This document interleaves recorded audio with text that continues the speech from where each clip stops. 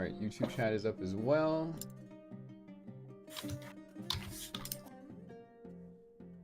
Ads are playing on Twitch. Oh, interesting. So it doesn't go live till, huh? Oh, it is live, okay. That's live there. Okay, we are live in 5 minutes. Any last minute things you need to do them now. No, nothing on my side. Excellent.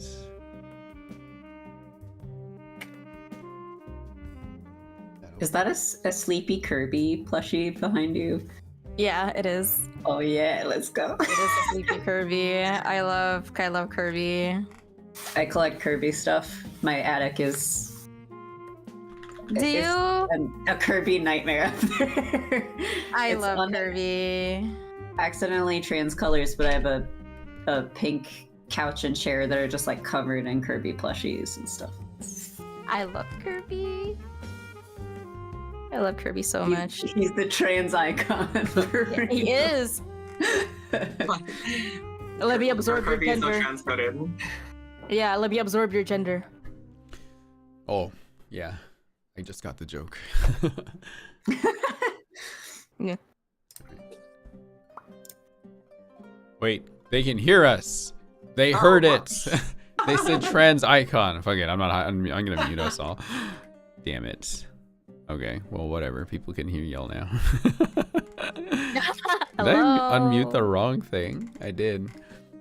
Chat, you weren't supposed to hear any of that. Oh well. All right. Well, chat, we won't start yet, but how is the volume so far? Is everything good? Can you hear me?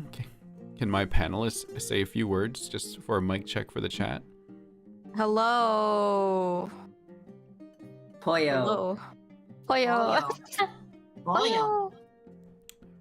Hello. Everyone good? Sounds good. Volume good. Poyo. Hello. Poyo. That's good there. How did you guys hear us? I thought I muted everything. Oh, wait. That can't be it. Hang on. Can someone hold a note? Are you capturing desktop audio? No. Can someone hold a note real quick? No. Okay, so okay, I got it now. It was working, but it wasn't. I don't know. They're coming through another mix. Whatever. I'll figure it out later. No big deal. We'll just let the timer go down. Yeah. The other parallel universe can hear it too. Don't say who they are. They're beating Twitch though? Twitch, you guys. That's funny. Huh. Interesting. Alright. YouTube is winning. YouTube is winning this. No, I mean the parallel universe is winning this war right now. I don't know what a viewed tube is. Right. I think it's a series of tubes. Right. Oh yeah, that makes way more sense. We don't know what it is. No chat. Not that emote. I also removed some of your emotes today, so you guys have to be on your best behavior.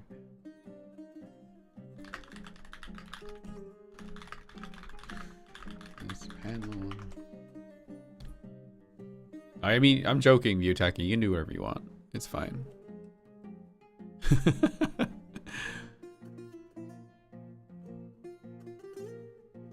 I did remove a bunch of the 7TV emotes, though.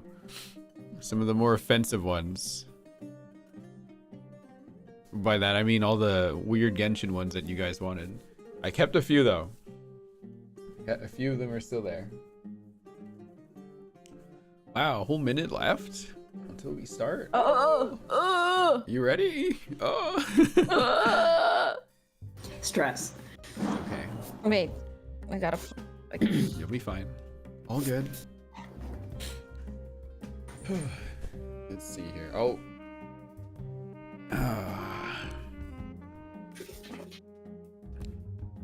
They have been purged, Mystic Ferret. Yes, they're gone. You're welcome. All right, time to do the trans thing and sit on my one foot in the chair. I have my legs crossed on top of my chair, so. foot on the chair like this, you guys. Trans person. Point. Okay. Wow, called me out. That's funny. Okay. Bonnet, don't bring All your right, bone over here and throw it on the 4, floor. 3, 2, and 1, and we're going on screen right now. Hi, everyone. Hi, chat everywhere, especially Twitch. Mostly Twitch, because this is a Twitch Mostly stream, Twitch. right? Yes. Yes. All right. Can my panelists also say hello to the chat? Hello. Fine. All right, everyone. I've heard so much about you. Yes. Hello, everyone in Twitch and the parallel universe that I cannot mention because of rules. This is my Transgender Day of Remembrance panel, where we will talk and discuss about things that maybe might have been very trans-charged, I guess you could say, when we were younger, right? Some experiences that we've gone through or done. Maybe some of you in chat might resonate with it a little bit, maybe not. I'm not going to tell you you're trans or not, but maybe it's just comforting to hear other people going through the same thing that you are. Because for me, that was very important to find people like that. So I'm just going to go through our outline real quick here. So if anyone's wondering, this panel will be run kind of like the ones Ying and I do with the ACE panel. So it'll be very, it'll be like a panel. Think you're like in an anime convention and we're just talking with you guys. We're on Discord though, so every time I ask questions to my lovely friends here, there might be like a little delay over the call. It's not cringe, that's just Discord, okay? Discord is just being mean and making it a little bit slow. All right. It's Discord being cringe. Yes. We're not cringe, I We're promise. not cringe, I swear. I swear Speak to for God. yourself. Right. Hi, hello, welcome in, welcome in. All right, let's start with, we'll start with introduction. So, first of all, let's start with myself. I'm Rintaichou. A lot of you know me because it's my channel, of course, but if you don't know, my pronouns are she, her. My social medias are Rintaichou all over the place, YouTube, Twitch, Twitter, Instagram, whatever you want to find me. And the icon for me, let's start this for everyone when it gets to your turn. My big gender euphoria envy trans icon for when I was growing up, I would have to say is Sakura from Cardcaptor Sakura. That was definitely the kind of shining beacon in the sea of stars out there that kind of just like brought me into this. So let's go start with Tay. Hi, I'm Tay. I go by Emo Protagonist on Twitter, Emo Protagonist on Twitch, Emo Protagonist on Instagram, with an underscore this time though. My pronouns are he, him. My pronouns are he, him. I've been trans for about roughly 3 years now. Oh, no, sorry, 4 years now. Oh my goodness. Oh, time flies. And I think my icon when I was younger, I would probably say most of it was going to be Yellow from Pokemon Special, like that manga, because she wore those like boy clothes, right? And I was like, oh wait, I kind of get that, right? And then she kind of like dressed as a guy the entire time. And I was like, I kind of get that. I like that. But my trans awakening character was Minato from Persona 3, or sorry, Makoto Yuki from Persona 3. Yes, But yeah. the real canon name. I guess that's a fun one to like add on to our introductions here. Tay mentioned they were trans for about 4 years, he said? Right? Yes. I would say I made the decision, thus I've been trans for over a year and 3 or 4 months, and then shortly after I started HRT, 3 months after I made that decision, really quickly. So feel free to add that if you want to, if you're comfortable. But anyway, Jack, let's go with you next. Hi, I'm Jack. My pronouns are he, him, they, them. And my social media handles, if you want to see me draw, stream, all that stuff, is at BogboyTTV on Twitter and Bogboy Broadcast here on Twitch. My icon growing up, I have a brother, and we had a lot of dress ups, and I would wrestle him to the ground and take his Peter Pan outfit. So that was like my earliest one. But when I had brain cells, it was Sora from Kingdom Hearts. Because that was just like impulsivity, but yeah. Okay, cool. All right, and Daryl. Hi, my name's Daryl, and my pronouns are she, her. I guess I started transitioning, or I made the decision to transition roughly like around the middle of 2020. Let's see, social media handles. You can find all my like links at darylbarnes.moe, and my gender exi icon was probably Sailor Uranus from Sailor Moon. Yeah. Sailor Moon was my first anime, and like I fell in love with it, and like it's like the reason why I got into anime at all. And then like just kind of like like this girl's obviously not her cousin, but like why do I resonate with this? So it was like a simultaneous like sapphic awakening and trans awakening at the same Oh my time, gosh. so. Perfect. A lot to handle. Sorry, go ahead, Jack. Oh, sorry, I forgot to say how long I've been doing this thing. I've been out for 11 years, and I was on and off HRT for about 3 of those. Oh, interesting. Huh. That is that is definitely something that does happen with some people. I'm very curious about that too. Okay. Perfect. Sorry. No, don't worry about it. It's like just we're podcast broing today. We're just gonna sit here and just talk like we know everything. Okay, but just move on from that. That was a joke, real quick, right? Because we don't know everything. This is just our experiences. It's quite varied with the panelists that I chose today, but once again, chat, don't just take it from us. Talk to other people, meet other people, learn from other people. But we will try to provide the best answers we can given our experiences to you, and hopefully maybe they might help. Anyway, okay, just to get that out of the way. There's also some commands, chat, you can use if you want reminders on who's here. Type in ! collab. I don't know if that's working in Parallel Universe chat right now, but it should work if you want to know. And yes, if anyone's asking, just let them know. If anyone's coming in asking, just let them know what's going on very briefly, because I will be busy trying to keep up with the panelists here as much as I can. Okay, sorry. So this whole panel kind of spawned from a tweet I saw. I'm going to put it in chat right now. Just going to throw that in here just so you guys know what I'm talking about. It was a tweet that read, "Trans people, looking back, what's the most transgender thing you did before realizing you are trans?"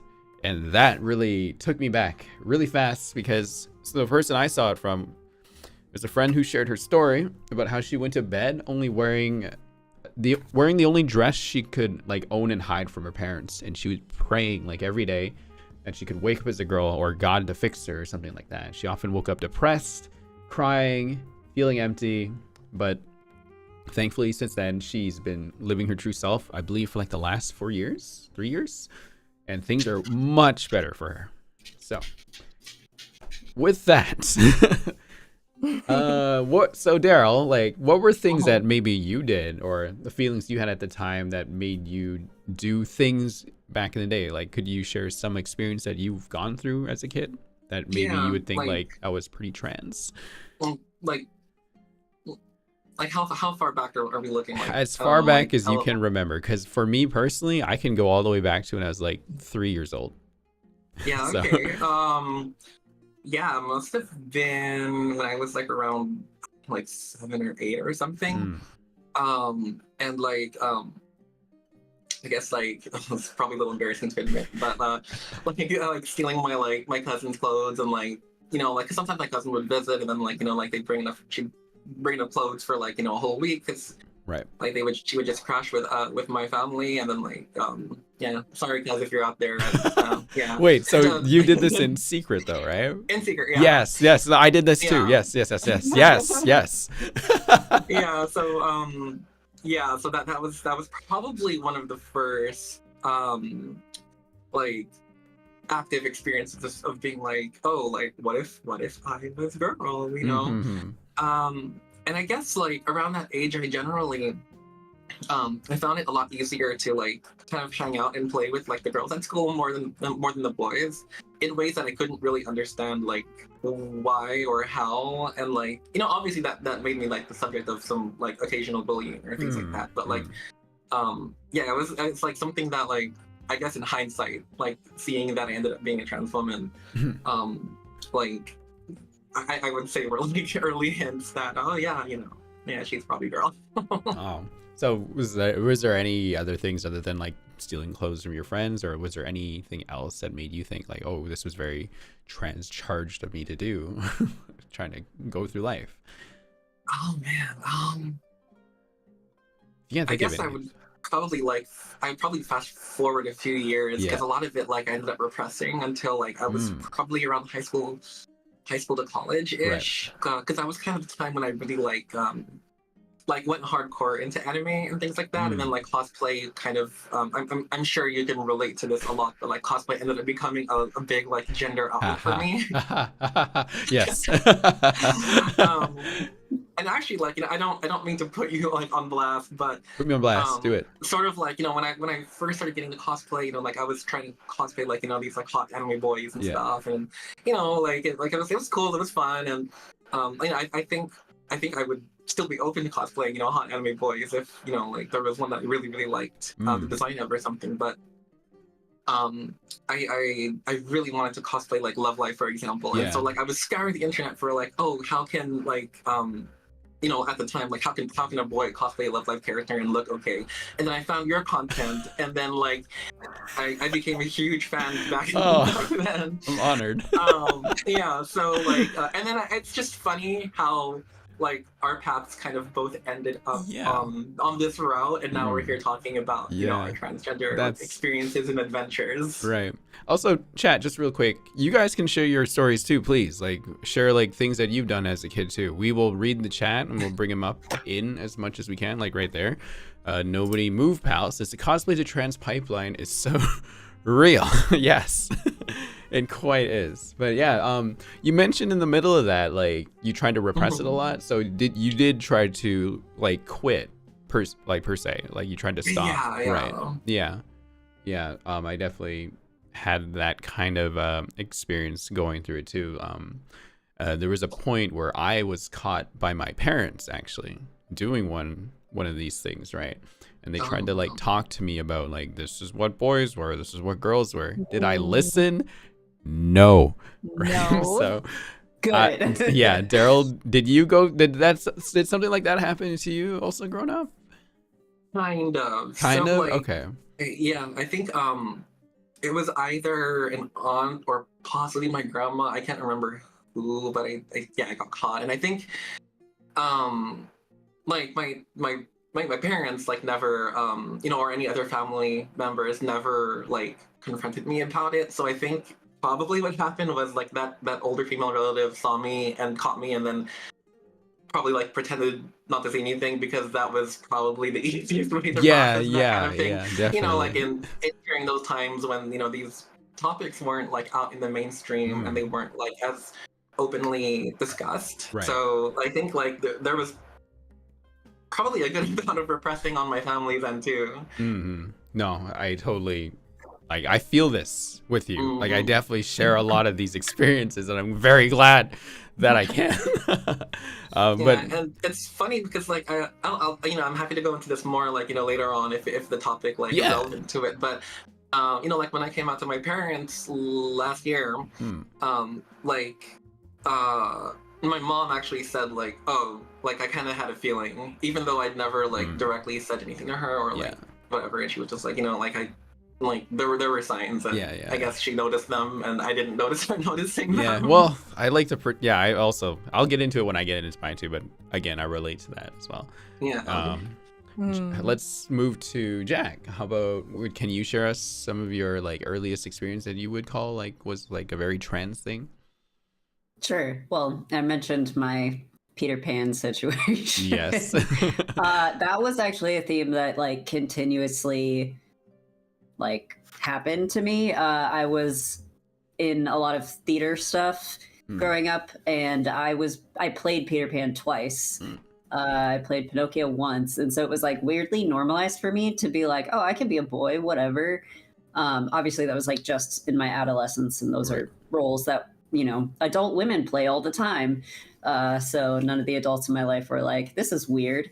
But I have really clear memories of like hanging out with my friends, and we'd be playing Barbies, and I'd be like, this Barbie is the boy. And just like, he's doing this now, and all my friends were like, we're 6, whatever. So it was super normal, but I just always have like, I started using Neopets when I was 10, and like all my Neopets were boys, and I just like always gravitated towards boy stuff. And I was a tomboy growing up, as people say. I was the kid that was like, not that girls can't do this stuff, obviously, but like I was always out there getting covered in dirt and flipping over rocks and looking at bugs, and my parents were like, they'll grow out of it, whatever. And then I didn't. And you did. In college, I think, is where I started to really understand that like gender was a concept that you could do stuff with. I realized that like all the characters I really related to in the media I like to consume, they were all like boys. They were all, like the protagonists, sometimes emo protagonists. Yeah. Boys.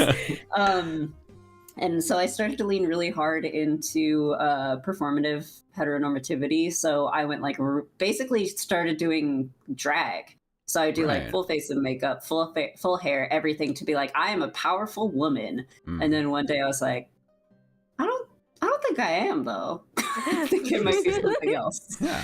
So, but yeah, there's like, I don't know. My family has always been really chill with me experimenting with that stuff. That's cool.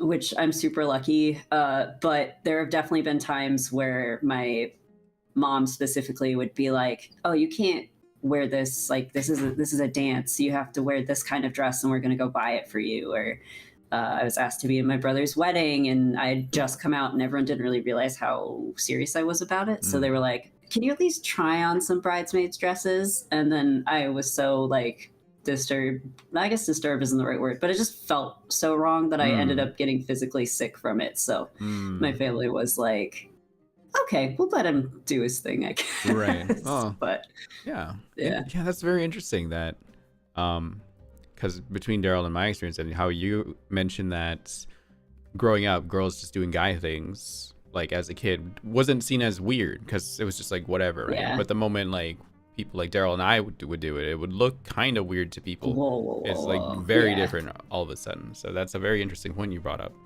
But it's that's always bothered me. Yeah.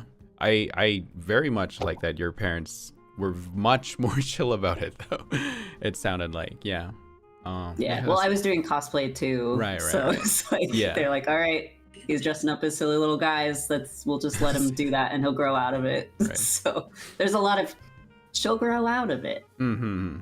A lot of that it. Never happened. No, never happened. That's it. They always hate a phase. Mm-hmm. We'll roll right into Tay then. How about you, Tay? Can you explain some of the things that maybe you did back in the day? Where do I start? So it's funny that you mentioned Sora from Kingdom Hearts being like one of them, right? I just had like oh my god, I remember I did like kin like Sora too when I was younger. That was like one of my bigger kins, right? To the point that when I was younger and I was like playing like Club Penguin, like RuneScape, I had a penguin named Sora, and I would always put him in little boy clothes, right? Oh, I was like, and then like a little penguin asked me like, "Are you a boy or a girl?" I'm like, "I'm a boy," and I felt good about it, right? Like I just felt like, oh god, that's so cool, right? Yeah, like it wasn't clicking. Obviously, I was young, but I guess for me, it started very young, right? When I was in kindergarten, I remember I had a female best friend. Her name was Katie, right? And back then, I lived in Asia. This anime called Fushigi Yugi or Curious Play was actually airing that time. And we were big fans of it, like as little kids, like little kindergarten kids are like big fans of it. And we were talking about it and we are like, oh my God, like I want to dress up as a Miyaka, like the main girl, like my best friend, right? And she's like, I'm gonna go to school with like my hair tied up like her, and like little buns, right? And I was like, oh my God, I'm gonna dress up as someone in the show too. And like she thought that I was gonna dress up as like the other girl best friend, right? I came to school as like the male love interest, and she was like, "Oh my God, you're him!" Right? And I was like, "Yeah, I love him. I love Tamahome." And I was like, "Yeah," tied my hair up like because his hair was long, right? And I was like, "Oh my God, my hair is long too. Oh, I can tie it up like that." So I was Tamahome, and I got upset. I had an older brother, so most of it he would play with his like guy friends, right? And my mom would always tell me like, oh, don't go outside, like, you know, it's dangerous out there, like let your brother's older, you can't come with him, you're just playing with boys, right? And I'm like sitting there like sulking to myself, like I want to go outside, like I want to hang out with them, I want to do what they're doing. My mom would give me like Barbie stuff, like Bratz dolls and all that stuff, right? And my brother would get like those big robots and those like little like remote control cars, and I would steal it from him behind his back and play it behind his back without him knowing, because when he comes home, I come home from school earlier than he does because I was younger, so I would just play with it, and when he comes home I check the time and I like put it back to where it was, and I just like sit there like sulk again like I didn't do anything. It was interesting, but Kingdom Hearts was, I think, the big thing too. Like we would play house, and I always liked like back in the kindergarten we played house, and I would always be the dad because I liked being the dad. I was like, I'm gonna go to work. My excuse was that because when you're playing house, right, everyone is like cooking, like, oh my God, I'm the wife, have a little baby, right? And I was like, I'm gonna be the dad, I'm gonna go work, and I just go somewhere else and do something else. Oh my God, just like real life. Just like a real dad. Oh my God, Dad didn't come home today, you guys. Oh God. I do come home and just go like, sorry honey, I'm late, and you know. Damn. They went to buy cigarettes and never came back. Jesus. Oh. So, did you ever have like maybe a phase where you tried to quit? Did you say Tay? Quit. Like maybe repress it? Because I think each of us have mentioned some kind of form of like repression, right? kind of repress it for a while, like a period of time. Yeah.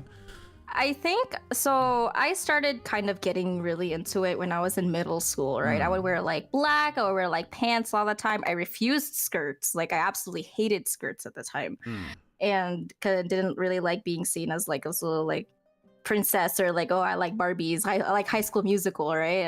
I liked other things. I liked anime at the time. And my relatives would always be like, oh, you're always dressing like black, you're always dressing dark, why don't you wear dresses, why don't you wear that? And I would get really upset, and I just wouldn't talk to them, right? And during Christmas I would just like ignore them. I'm an evil child. So and then like my mom would always tell me like, oh, why don't you wear like a skirt? Like I got you a skirt, I got you makeup, like why don't you do makeup? And I'm like, I don't want to do any of that. And then like she's like, oh, you're just like a phase, right? Like a little like rebellious phase, right? Like she would always tell me like, oh, it's just a phase, like one day when you grow up you're gonna wear makeup, you're gonna do all of these things, right? No. I mean, I did. I mean, no, I didn't really end up like switching over. I still like to do boy things. She would always get mad at me for like doing whatever my brother does, right? And it's like, oh, boys are allowed to do that, like you're not allowed to do that, right? That's really weird, because in an Asian household that's pretty like prominent, right? That kind of like difference of like roles, like gender roles per se, right? So it's like, oh, like the women stay at home, and then the males go like elsewhere, they like party or whatever. get like my brother would get girlfriends like when he was like 13 or whatever, and then like when I was interested in a crush at like 13, he's like, you can't do that, like, and I'm just like yeah, definitely. Why the standards for it are different between gender, basically, in Asian households. Gender, like it's and especially like pronounced. Sorry, go ahead.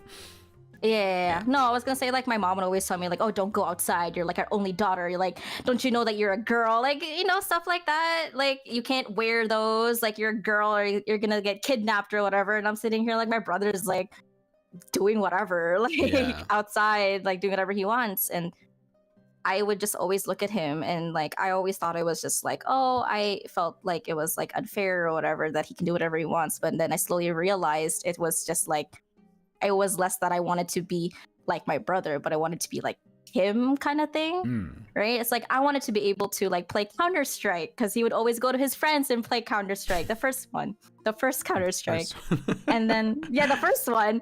And then I would be so interested. I would like follow my brother wherever he went because I wanted to play Counter-Strike and I wanted to hang out with his guy friends. I didn't want to hang out with like the girls back in our neighborhood. I wanted to go play Counter-Strike. With everyone. Just wanted to be one of the boys. I wanted to be one of the boys. That's the thing, right? And then it'd be like, oh, why are you bringing your sister? Like, oh, whatever, right? And then my brother would think it was lame. And I'm like, I love Counter-Strike. New gender, Counter-Strike. Yeah, gamer. That's like the true toxic male gamer trait, like back in the day too. Just to want to play Counter-Strike all the time. I mean, I'm pushing 30 now, and I'm like, and that's the mood all the time. Like, Fortnite. I mean, like, because I only decided to be like, okay, I'm a bit okay. I guess I'll go into my stories because you can start now. You can yeah, start now, it's very different. Like, so, let's go back as far back. I think I can like timeline these in my head. When I was 3, I stole my parents' clothes or my mom's clothes. Sorry, specifically. I was just trying them on, but then I would not try them on when they're around, obviously. But that was like a very brief period. I think when I was 6, I, like Daryl, stole my sister's clothes, right? And literally was hiding in a closet, trying them on. But didn't realize my parents were home, and I got caught in the closet, strangely enough, right? So they dragged me out of there and gave me the conversation of boys' clothes are for boys, girls' clothes are for girls. What I learned from that is be smarter about how I hide and sneak around the house, which I did, right? So a lot of the stuff that I did would happen at night. I would continue to steal clothes.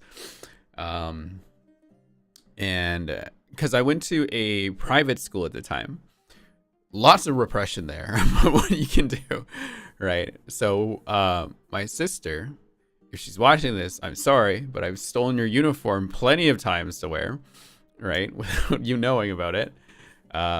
So that might have also been where I just got this like very big interest on like school uniforms growing up, because that stuck with me all the way to like high school, until I discovered that I could buy cosplays off the internet from people that make it for you. And that was like the craziest thing that I thought about.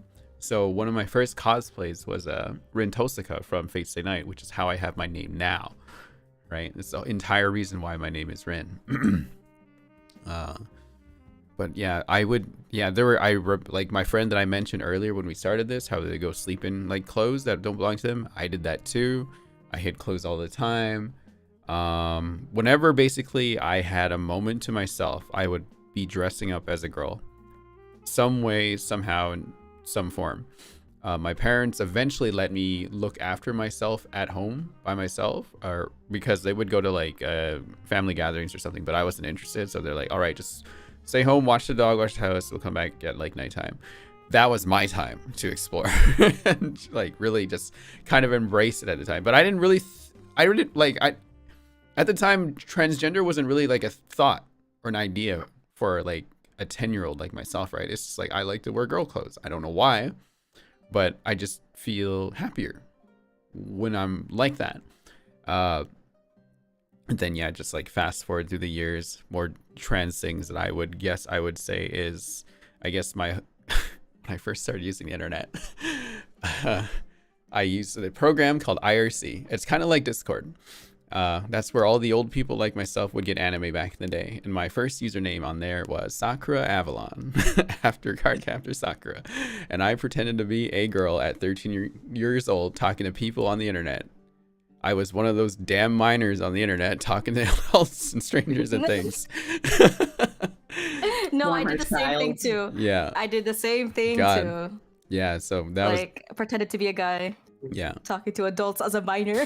Yeah, I did that for 3 years though.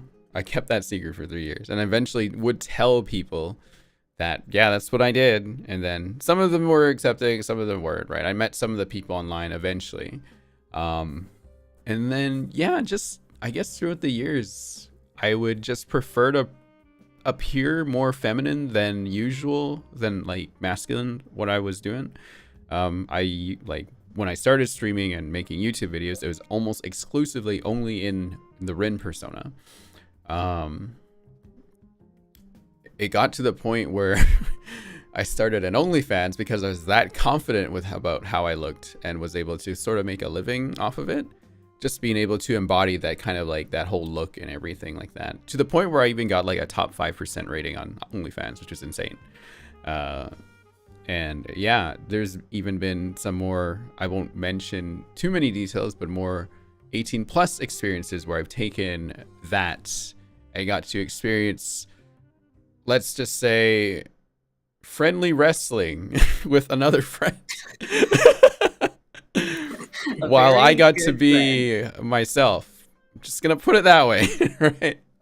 So, and it was fun. Like, I enjoyed it. But, you know, later in life, I just like, I don't like friendly wrestling anymore. It's not my thing. It gets too sweaty, quote unquote. Anyway,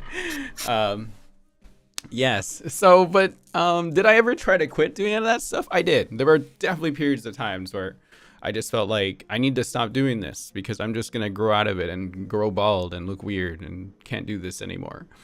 And that never happened. I just kept looking younger as I grew up and learned how to put makeup on myself and all those kinds of things. Oh yeah, I remember the first time I tried makeup on and I had a wig. My brain just like exploded with how different I looked. It was insane.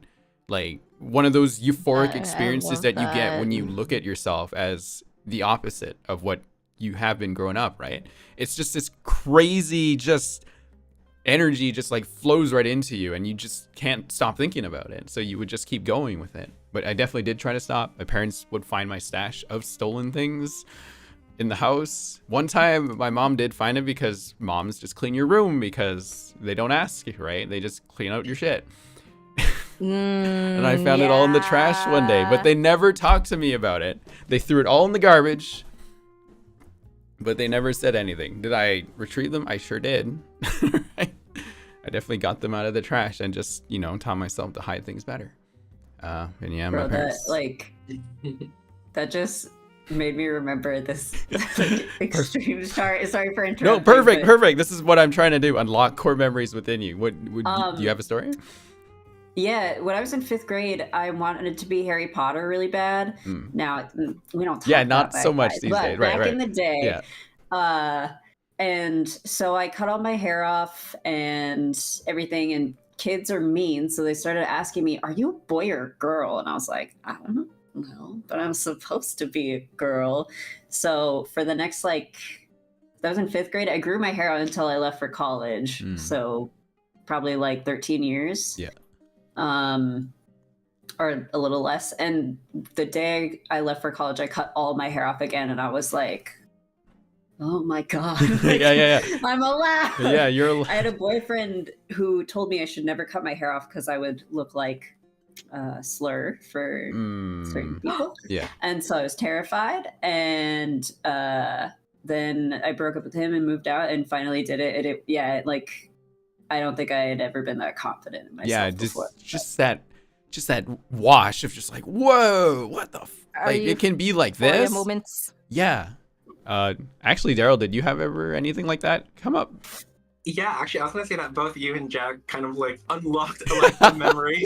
Perfect. Core memory. Yes. Like I remember, my mom is like the poster girl for ultra femme lady, right? Right. So she's always had like these really awesome like makeup collections and like fancy hairbrushes and stuff like when I was growing up. And there was a period of time where both my parents were working 2 jobs each. So both they were both working night and day. So I was kind of a latchkey kid for like a hot minute. And obviously I would take that time to kind of like, oh, like I wonder what's in mom's makeup box, and then like I would. I remember this one time where I like stole her lipstick and like I put it on like really properly, of course, and like, and then like I heard the sound of the door opening because my dad came home from work early because his shift got canceled, and I was like, oh fuck, like, you know, like like what do I do? So like I did, you know, like I like grabbed like toilet paper and tried to like scribble like wipe it off, and I think my dad, who you know, bless his soul, like working graveyard shift in addition to like another part-time job in the day, I think he was just too sleepy to realize that like my lips were like bright red and like smudging around, and he was just like, oh, hey Daryl, yeah, I'm gonna take a nap. I like wanted to crap myself. Oh, that would be so scary. And then like, yeah, it's going kind of like, kind of had like the reverse experience of like hair with like what Jack was talking about just now, because I actually did taekwondo a lot growing up, and then like, you know, like my taekwondo instructors were really big on like, oh, you gotta have the buzz cut, like, you know, you gotta like cut it all off, and you know, you can't have long hair because that gets in the way. And then like I remember like I had my hair like maybe like down like my chin ish, and like, you know, like they made me buzz it all off, and I remember crying myself to sleep because I had no hair. Yeah, that sucks. I've definitely had a buzz cut at one point too, because my parents didn't want to. My dad used to cut my hair all the time, but they would always give me the mushroom cut, like a lot of Asian boys would have, right? But one day he messed up on purpose, just so he could shave my head. It was awful, absolutely awful. That's awful. Yeah. Just real quick, Tay, did you have a euphoric experience too when you were younger, like the big like boof, something that just blew your mind? When I think it was probably when my brother finally started accepting me as someone who hung out with him, right? It was like my brother was a best friend when I was younger, right? But it was a euphoria thing where he when he was in high school and I was like a little I don't even know what grade I was. We're 6 years apart, but he would go to the arcade, right? And I at a certain point I did repress like that, like wanting to go out with my brother. I would like stay home with my mom and like do all the woman things that she would want me to do, like clean and like help her around, right? Or like hang out with like my aunts and all that stuff back at home. And then I think at a certain point my brother was like, hey, like you don't really like try to like hang out with like me and my friends anymore, right? Like, and he was like, do you want to hang out? And I was like, yeah, sure. And then it became a frequent thing. It became like a constant thing where I would just hang out with his friends all the time. And then I was one of the boys. That's how I felt, right? I didn't seem like, it's like, you know, this thing where it's like, if people see me, they'd be like, oh, it's like a girl, and like all those boys, like the, what is it? What do they say? Like when there's like a girl like surrounded by boys or whatever. Anyway, I stood out like that. Like, you know what I mean, right? Yeah, like, no, my friend had a term for it. He called it the nerd queen for some reason, but I can't remember. Is it that maybe? Yeah. It was something like that, right? Where it's like I just stood out, but in my head, what I loved to think was that I was like one of like the boys. Like we would go in arcades, we would play like back in the Philippines it was like Tekken. They had like Guilty Gear at the arcade. Like those are the stuff that we would play. Like I didn't want to play anything else. I wanted to play those games, right? Like Time Crisis. Like those are the games that I grew up with, and like my mom would always force me to be like, oh, do Barbie this, Barbie that, and I'm like, nah, I want to play Time Crisis. I want to play Counter-Strike. Like, yeah. But it was euphoric for me because I never really had like an outlet, right? Because I really wasn't sure the kind of like what I was really comfortable with. I think I was too young to kind of really like figure that out at first, right? But it was just a feeling of like being one of the boys, or maybe I felt like I was like role playing the boys, right? Like I was like playing pretend with the boys, right? When they would stand with me, I would like try to like stand like them, right? Like oh, they're standing really tall, right? I'm gonna say really tall too. Like it was just like that feeling, and I felt really, really happy that my brother kind of like kind of like allowed me to be that. So that was like my euphoric thing. But you know, as I grew older, I didn't really understood it until like very later, right? Which was, I look back on it fondly every now and then that's why when I came out to my brother, he was like, I kind of get it. Well, I got it. I get it. I understood it. Very chill of your brother, though, to be like that, at least. Oh yeah. It was very cool, understanding. I mean, he actually doesn't really completely understand, right? But he tries to. He kind of acknowledges it. He acknowledges like my preferred name. He acknowledges my pronouns if you ever switch to like English, right? Because we speak in like Tagalog and English. So like when we switch to English, he would like acknowledge like the he, him, and all that stuff. But it was really funny when I came up to him, and like he was very understanding. It was like, yeah, you like, he was like, you were so annoying when you were younger. You only wanted to do what I did. Like he was like, mom would always let you like make you stay home and learn how to cook, and you didn't want to do any of those things. So like you wanted to play Counter-Strike with us, and I was like, I love Counter-Strike. Damn, hey, you really love Counter-Strike because you brought it up so many times today. Do you play shooters at all? Yes. Yeah. I love Call of Duty. I love Call of Duty. Oh, see, that was a thing too. That was my core thing when I was in middle school too. Yeah. I played Black Ops. Like, oh my god, I came home and played Black Ops. That was all I did. And then like my friends would go and call and like those little like, you know, the PlayStation mics, right? Right. The PlayStation 3, those little PlayStation mics, like little USB. And then they'd be like, oh, like, hey, like, why don't you like go on mic or stuff? And I'm like, no, don't do that. But I'm gonna mute, but tell them I'm a guy. Don't tell them that I'm a girl, right? Tell them I'm a guy, right? And we would play like lobbies that way, right? Right. Oh my god, I don't even know what prestige I was, but that was that was me. We played COD for like the entirety of middle school, and most of my friends were guys, right? We would like literally come home and be like, hey, what's up? Let's log into COD and play some zombies or like whatever while we wait for the other guy. Or actually, yeah, that's an interesting point. For all of us here, how would you describe the core friendship that you had? Were they mostly like boys or were they girls? For me, I think it was a mix. I can't think of like, well, maybe that's wrong too. It really depends because I have like different groups I hang out with, but even if I brought them all together, it would still be like very even. But the groups when they're separate, it's like the boys and the girls kind of thing. Did any of you have something like that? I would lovingly describe my group of friends as the little freaks. Like no one turned out cis. I think I have one cis straight friend, one of my best friends, and then everyone else like was either gay or trans or a mix of both. But we were all like doing drama and stuff together, you know? So I'm not surprised at all that all of us were like, let's pretend to be other people for like 5 hours a day after school every day. And then we all graduated and we're like, oh, also now we are different genders. Yeah. Oh no, so... that wasn't a joke at all. Ha ha ha.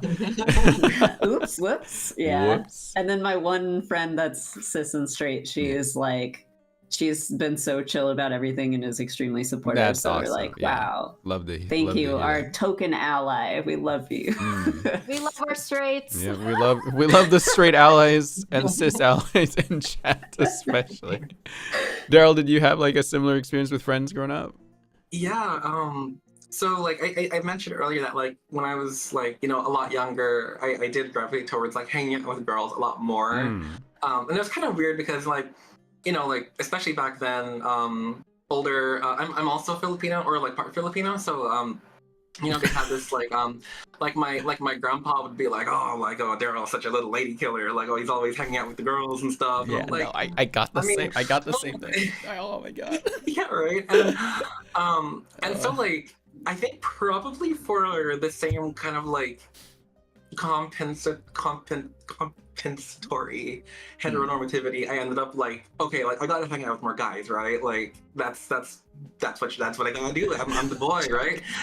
And like I ended up befriending a lot of people who were a little bit younger than me by like a couple, like 2 to 5 years. And like I think this probably came by virtue of myself being the oldest sibling. That I was kind of thrown into this like, oh, like the big older brother kind of archetype. and like it was really confusing being in that position. But a lot of the friends that I kind of like made in like middle school and high school, and like college even, I don't really talk to them anymore. And you know, like a lot of people from that sort of generation of my friends developed some rather unfortunate views on, you know, like LGBTQ people in general. Right. And so I was like, you know, well, I mean, I dodged a bullet, so I'm not too like pressed about it. But nowadays, I think definitely like my friend circles are much more like even in terms of like, oh, like how many like are men, how many are women, how many are like non-binary or whatever. But it's kind of been a wild ride, and yeah. Interesting. All right. Okay, cool. I'm just gonna quickly back read some of the chat here because they did share some of their own experiences here. From Chaos: when I was in middle school, I contemplated using my middle name, James, and pretending I was some new boy. Whenever I think about that, I'm like, man, that was very trans of you. Yeah, I guess also for me, did I ever go by like alternative names when I was younger? I can't think of any. I don't think I did. I did. You did? What were some of the names that you chose? From an early age, like elementary school, I started changing how I would spell my dead name. I think I had like 10 or 11 different spellings by the end. Oh. And then I just started going by J. First, shortened, like spelled J-E-I, and then eventually just the letter J. Right. And then I went by that forever, and then started switching over, being like, I told some people like, you can try Jack just to see how it feels. Right. Et cetera, et cetera. Yeah. Yeah, that's something I changed my name constantly. That's definitely one I want to like, the kind of like testing the waters kind of part of transitioning. Definitely want to get into that. Daryl or Tay, did you guys? Did you have names? Kind of loosely related story for names. Sure. So like my full name is Daryl Vanessa Barnes. And basically like I went with Daryl because like my dead name is Daryl but spelled differently. So I chose this spelling because I thought it was cuter and more gender neutral. Okay.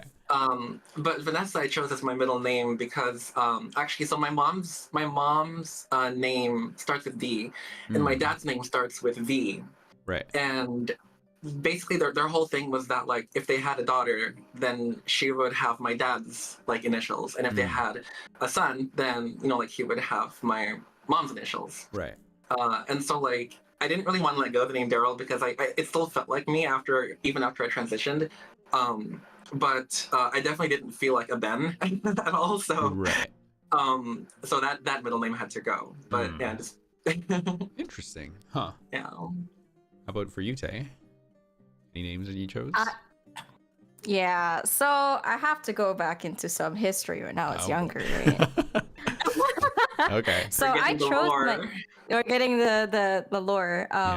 So when I was younger, probably around like I was 11 or 12 or 13 or whatever, I was part of this forum back in the day called Platang Forever, because it was an Avatar The Last Airbender like shipping forum, right? Oh, okay. My little baby self I ended up becoming a moderator at one point, right? But I was like signing up there, and I was like, I need a cool name, right? So I was thinking of like, oh well, I wanted like an anime name, right? And I was thinking to myself like, what's an anime I know, right? And I was like, Naruto, I guess. First thing that comes into my head, Naruto, right? And I'm like, well, I don't want someone that people will recognize. I'll think I'm a Naruto fan. I'm not a Naruto fan. So I was scrolling through like the website or a list of like characters in Naruto, and I see like the randomest one that I like that looked nice. And one of them was a character named Tayuya. And I was like, I like that. Tayuya, right? Tayuya. So that was a username for a while.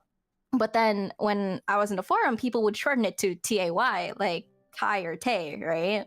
So I ended up changing my username because I was like, no one really calls me Tayuya. I changed it to Tay, right? But how I got the name Taylor was because there was a guy in the forum that I was friends with, right? And he ended up calling me like as a joke, like Taylor once. And I was like, oh, why'd you call me Taylor, right? Why'd you call me Taylor, right? And he was like, yeah, like this cis straight guy was like, oh, I call you Taylor because I also go by Tay. It's really funny that your nickname is my nickname. I'm Taylor, and I just call you Taylor because we have the same name. And I was like, That kind of has the sauce. Yeah. What's up with Interesting. That's really good, right? That's really good. So when I decided to transition, I was thinking to myself, like, what name would I want to be? Because my dead name is very, very feminine, right? So I was thinking, like, what should I be? And then I looked back and I was like, oh my God, I was Tay for a long ass time. And I was like, that's my name now. I want to be Taylor. Oh, there you go. What happened? Oh, Daryl. Oh, Daryl's camera just went off. Daryl, your camera went off. If it's just heads up. Unless you're busy with something, it's okay. No, it's okay, Tay. Keep going. Oh, okay. Yeah. But yeah, I was just like, I'm taking Taylor. I'm taking his name. So if he's at wherever he is, Taylor, wherever he is out there, I took your name. Like, You stole his name. It's mine Your name now. is mine now. Just like that. like name stolen. Name It stolen. It just felt great because it was not only was the fact that like, oh, he like, you know, that I like the name, but it was also because that he is like a straight, like he's like a tall, like white guy, right? He's your like a token tall, man, white- yeah. He's like a jock, right? Right. And then he was like, oh, like I'm gonna call you like Taylor, right? And I was like, why? It's like, well, my nickname is also Tay. So like I'm gonna call you like Taylor because that's also my name, right? And I was like, your name? You're like boy name? Your boy. So you happen to name yourself after the most masculine man you knew at the time, and you were just so happy about that. Yeah, okay. no. Yeah. He cooked. I was like, Taylor. So you Kirby'd him. Yeah, you Kirby'd him, You yes. did? Yes. Yeah. He absorbed his name like, give me your name. Yeah, nice. Interesting. Huh. I'm noticing like similar reactions between you, Jack, and the trans mask people that I do know in chat as well. Very, very interesting connection there, I see. I'm not sure exactly how to describe it. Everything that Tay says, I'm like, why are you me? I'm me. Like, oh, I wore black, all that, like, super emo. I wanted to be emo. My mom wouldn't let me wear black as a kid, and obviously that did not work out for her because it's 90% of my wardrobe now. But we as Filipinos, we were like super like Catholic and then switched to like Christian. So every time they saw me like try to walk into Hot Topic in the mall, they're like, don't go like don't go in there, like you can't go in there. And I'm like, no, I want all the bad clothes. No, like, don't go in there. It's cringe. It's not even the trans stuff. Emo. No, I'm kidding.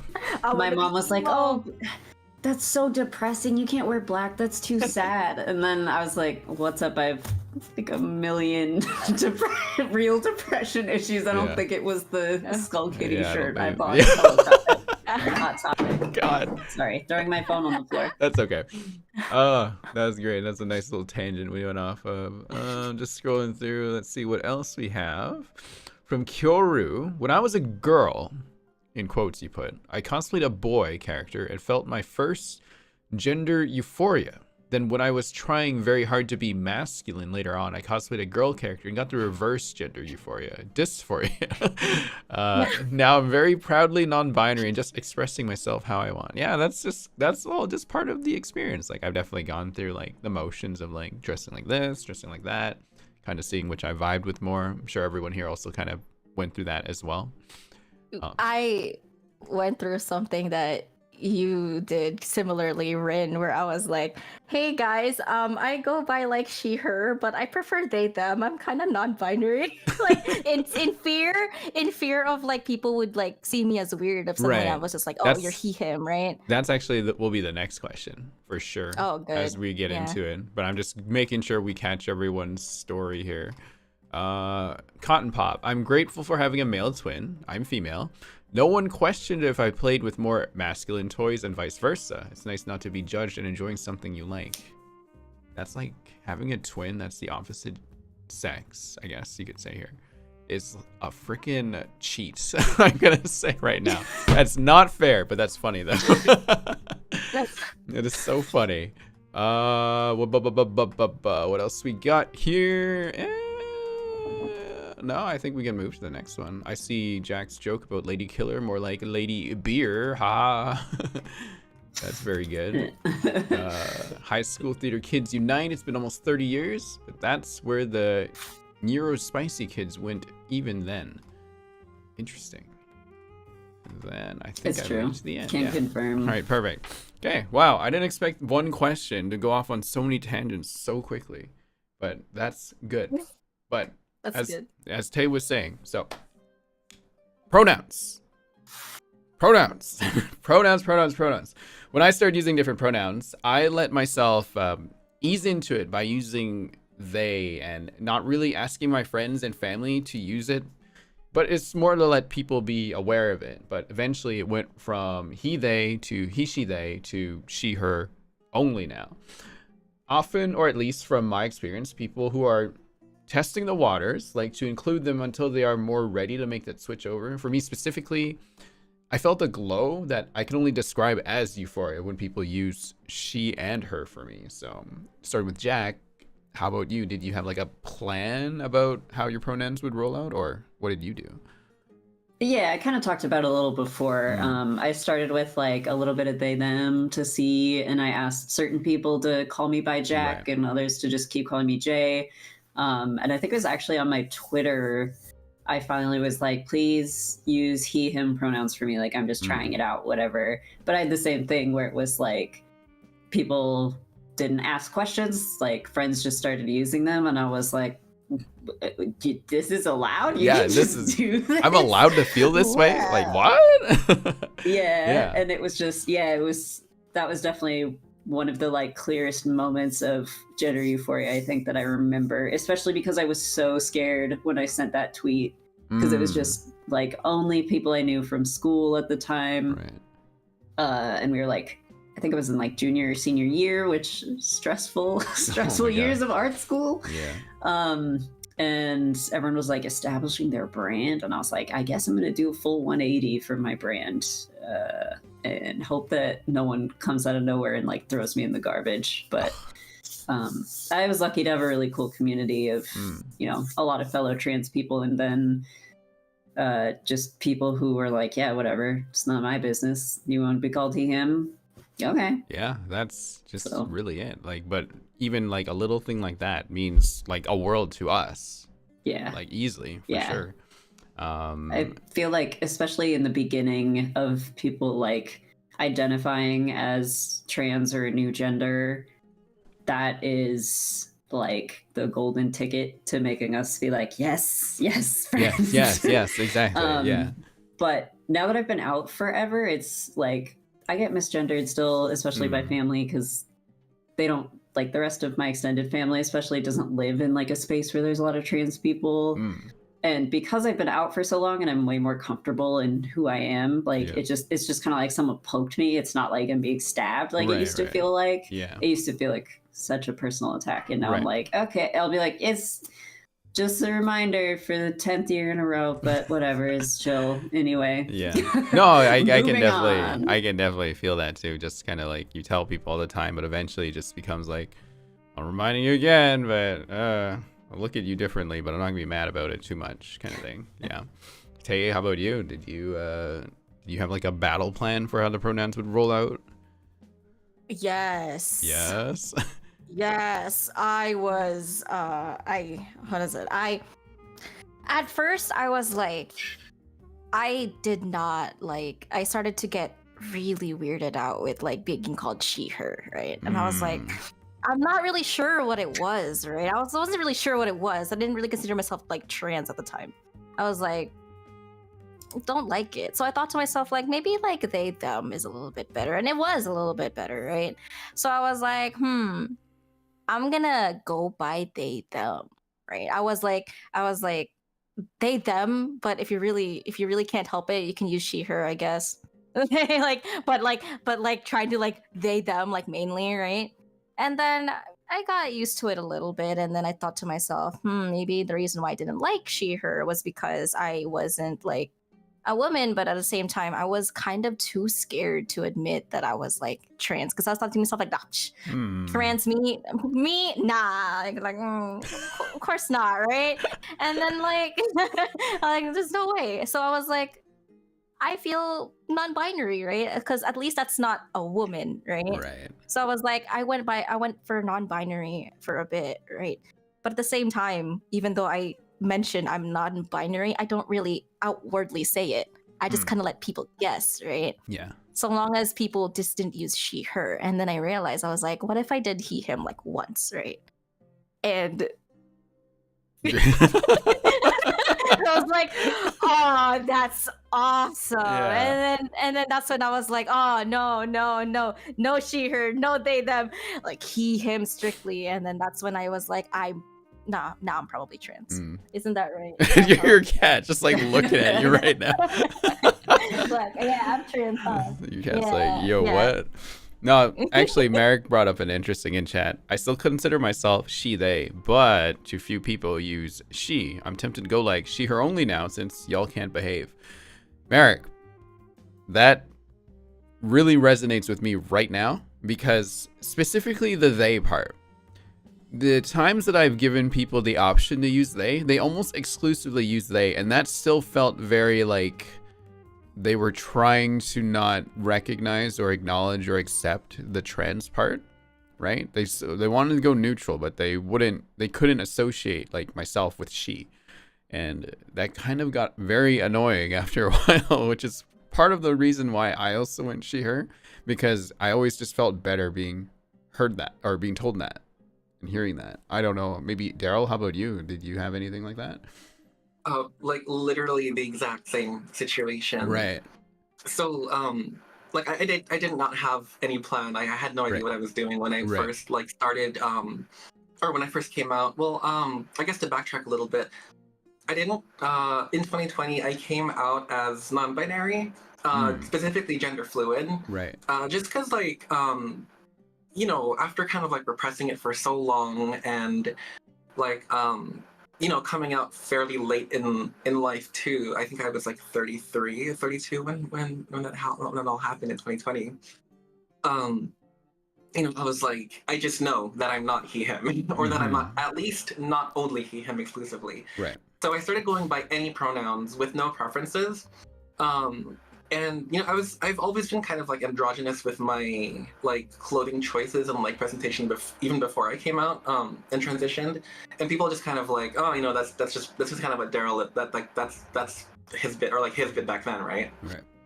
And I guess like, yeah, it's kind of like what you were saying, that like I went by any pronouns, but like people would almost always default to they, them. Right. Yeah. Which the first couple times I got called that, I was like, oh, that's kind of cool, you know, like I'm like non-gender conforming or whatever. Right. And then I kind of, you know, that wore out really fast. And then like over time I was like, you know, like they, them doesn't feel right to me after all, and he, him definitely doesn't feel right to me. Right. And so, but I was a little bit too scared to like you know, commit to like the she, her exclusive pronouns. Right. So I went by like any pronouns with a preference for she, her. And even then, you know, people were still kind of defaulting to like either they, them, or he, him. And then, you know, like I think there was this moment where I was just like, okay, like I've been like pretending this isn't how I feel for like 30 something years. Like, okay, it's she, her. And I think I kind of made that final decision 2021-ish to only use she, her, and that's the only thing that's felt like right. Yeah, no, like, yeah, someone in chat actually gave it a name. What the situation that we're in, it's called degendering. Actually, I didn't know that. So that's I like that. I like that. Actually, it's very it describes exactly that. But that kind of leads into the next question. Do you think labels are important? Because I guess I had a period of being non-binary as well, right? So I didn't really care about he, she, or they, but I would always like to make a point of it that labels are important as well as they aren't important, because for someone like, I guessing all of us, just being referred to by the correct pronouns, once again, means the world to us. But as for a non-binary person, it is also equally as much as the world to them, for them not to be, what's the word I'm looking for? Presumed, I guess is the word. They don't want to be assumed, presumed, or whatever. Something like that. They don't want to be labeled anything. They don't want it to be, I can't remember the right word for this, but yeah, I think you guys can understand what I'm trying to say here. But yeah, chosen labels, I think, are definitely important for people. Any of you have anything to add to that about labels? I think I'm like pretty much in agreement with you 100%. Like, I think that labels are important if they're important to the person that you're talking to or referring to. And if it's important to them, then it should be important to you. And if it's not important to them, then, you know, like more power to them too for that, you know? Right. Yeah. Yeah. I have like, I feel really similar, Daryl. The like one thing that the one label that I'm like really passionate about is I think there's a tendency in the community to kind of label agender and non-binary people as like a different thing, but they're not trans, like they don't identify with the gender they were given at birth, so they're trans to me too. Like, you know, like that's one of those things where I very much feel like, unless again, if an agender or non-binary person is like, I don't consider myself trans, then I'd be like, sure. But like for me, that's one of the few things where I'm like, right. Yes, personal labels are like top tier, but I think more so in like the general public, I've heard people be like trans people and non-binary people, and I'm like, no, you're welcome. You can come into the trans pool. Like we'll take whatever, man. No worries. Yeah, you're allowed in space. I've heard friends who have felt very like othered from the trans community because they identify as a gender that, you know, isn't within the binary or changes regularly. And I personally very strongly want to make sure everybody is like welcome in our weird little community. Not implying that anyone here is saying otherwise, but I'm just like, I gotta say it out loud. So it's okay. We're all a little weird, I would say. Tay, you have any thoughts on that? I'm super normal. What are you talking about? Yes. To me, it's say it in a way that like labels are important 100% because it means a lot to like people like us, right? But at the same time, I think it is also a label in itself, the lack thereof, you know, the lack of labels is also a label, right? Yeah. And I think personal labels just make me like it's part of who I am, and I like it feels great, like not even just like as a trans person, but it feels great when someone kind of acknowledges the label that you identify as, because they acknowledge you as you, like like the person that you are.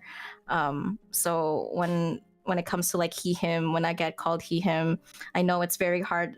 For me, it's hard to people get the right pronouns immediately when they first see me, because I tend to present more feminine than anything. But we'll get to the talk on that later on.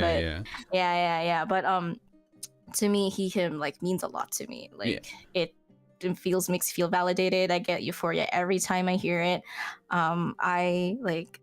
Every time I hear it, I just know like, hey, like that's me, right? Sometimes when people misgender me, I actually don't even respond in the beginning. Like it just doesn't register in my head like that's me. You're like, so detached from it now that you're in this new identity for yourself. And like people would like example, we'd like I meet new people and they don't know who I am, but didn't really say my name or my pronouns, and they go like, you know, she, her, and all of a sudden I'm just like oh, you're talking to me? Like I didn't even realize you were talking to me, right? I just don't like acknowledge it. But labels do mean a lot, and like I said, I think the lack of labels is also a label, right? But I think the meaning of it is subjective to, you know, everyone.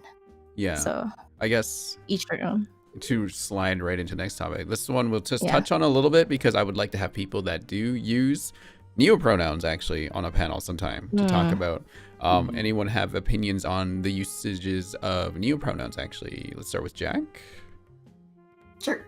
Yeah. I think they're totally chill. Like it's not it's free for me to use them as long as I know how to like pronounce them correctly. Sometimes when I try to read them online, I'm like, I don't know how to say this. I I'm don't just know a how to baby. say X either. Yeah. But yeah, if someone is like, obviously you can type it for free, you can say it for free. I think it's funny. Obviously, I'm sure everyone else agrees, but the whole like weird thing about like, oh, you have your pronouns in your bio. I'm like, and you have your face as your profile picture. Like, what? Who cares? Exactly, Like, no one's kicking down the door and being like, yeah. So I don't know. I think that, I mean, we call Snoop Dogg Snoop Dogg. That's not his legal name. Right. We call people all kinds of Yeah. So, yeah, exactly. Actually, that's a great way of explaining it. Like, we just call people by their name. It's just like another name for someone, essentially. It's not hard. You just got to know like, it. We call professional wrestlers whatever they want to be called, but you can't call Karen down the street like Zuzem if that's what they want. Is free. That's actually really awesome. A great way to put it, huh? I never thought of it like that. Huh. Yeah. Interesting. Yeah. I think I actually saw that. I don't want to claim that. I think I saw that on TikTok from a comedian where they were like, you stole someone's joke. I can't believe this. I know. It lives in my head. I was like, stealing everything. Curbing everything here. Curbing Great. everything. Yes. Yeah. And Daryl, you have anything to add to neopronoun usages? Yeah, I mean they're totally chill. I think I say this as a trans person myself that like I can't really claim to fully understand like the concept behind them. But like I think that as long as you're making the conscious decision to like respect someone's pronouns, whatever they may be, even if you don't understand completely like the sort of thinking behind them, that doesn't excuse you, from not using them. So I think like Jack said, as long as I can figure out how to pronounce them somehow, then like totally chill.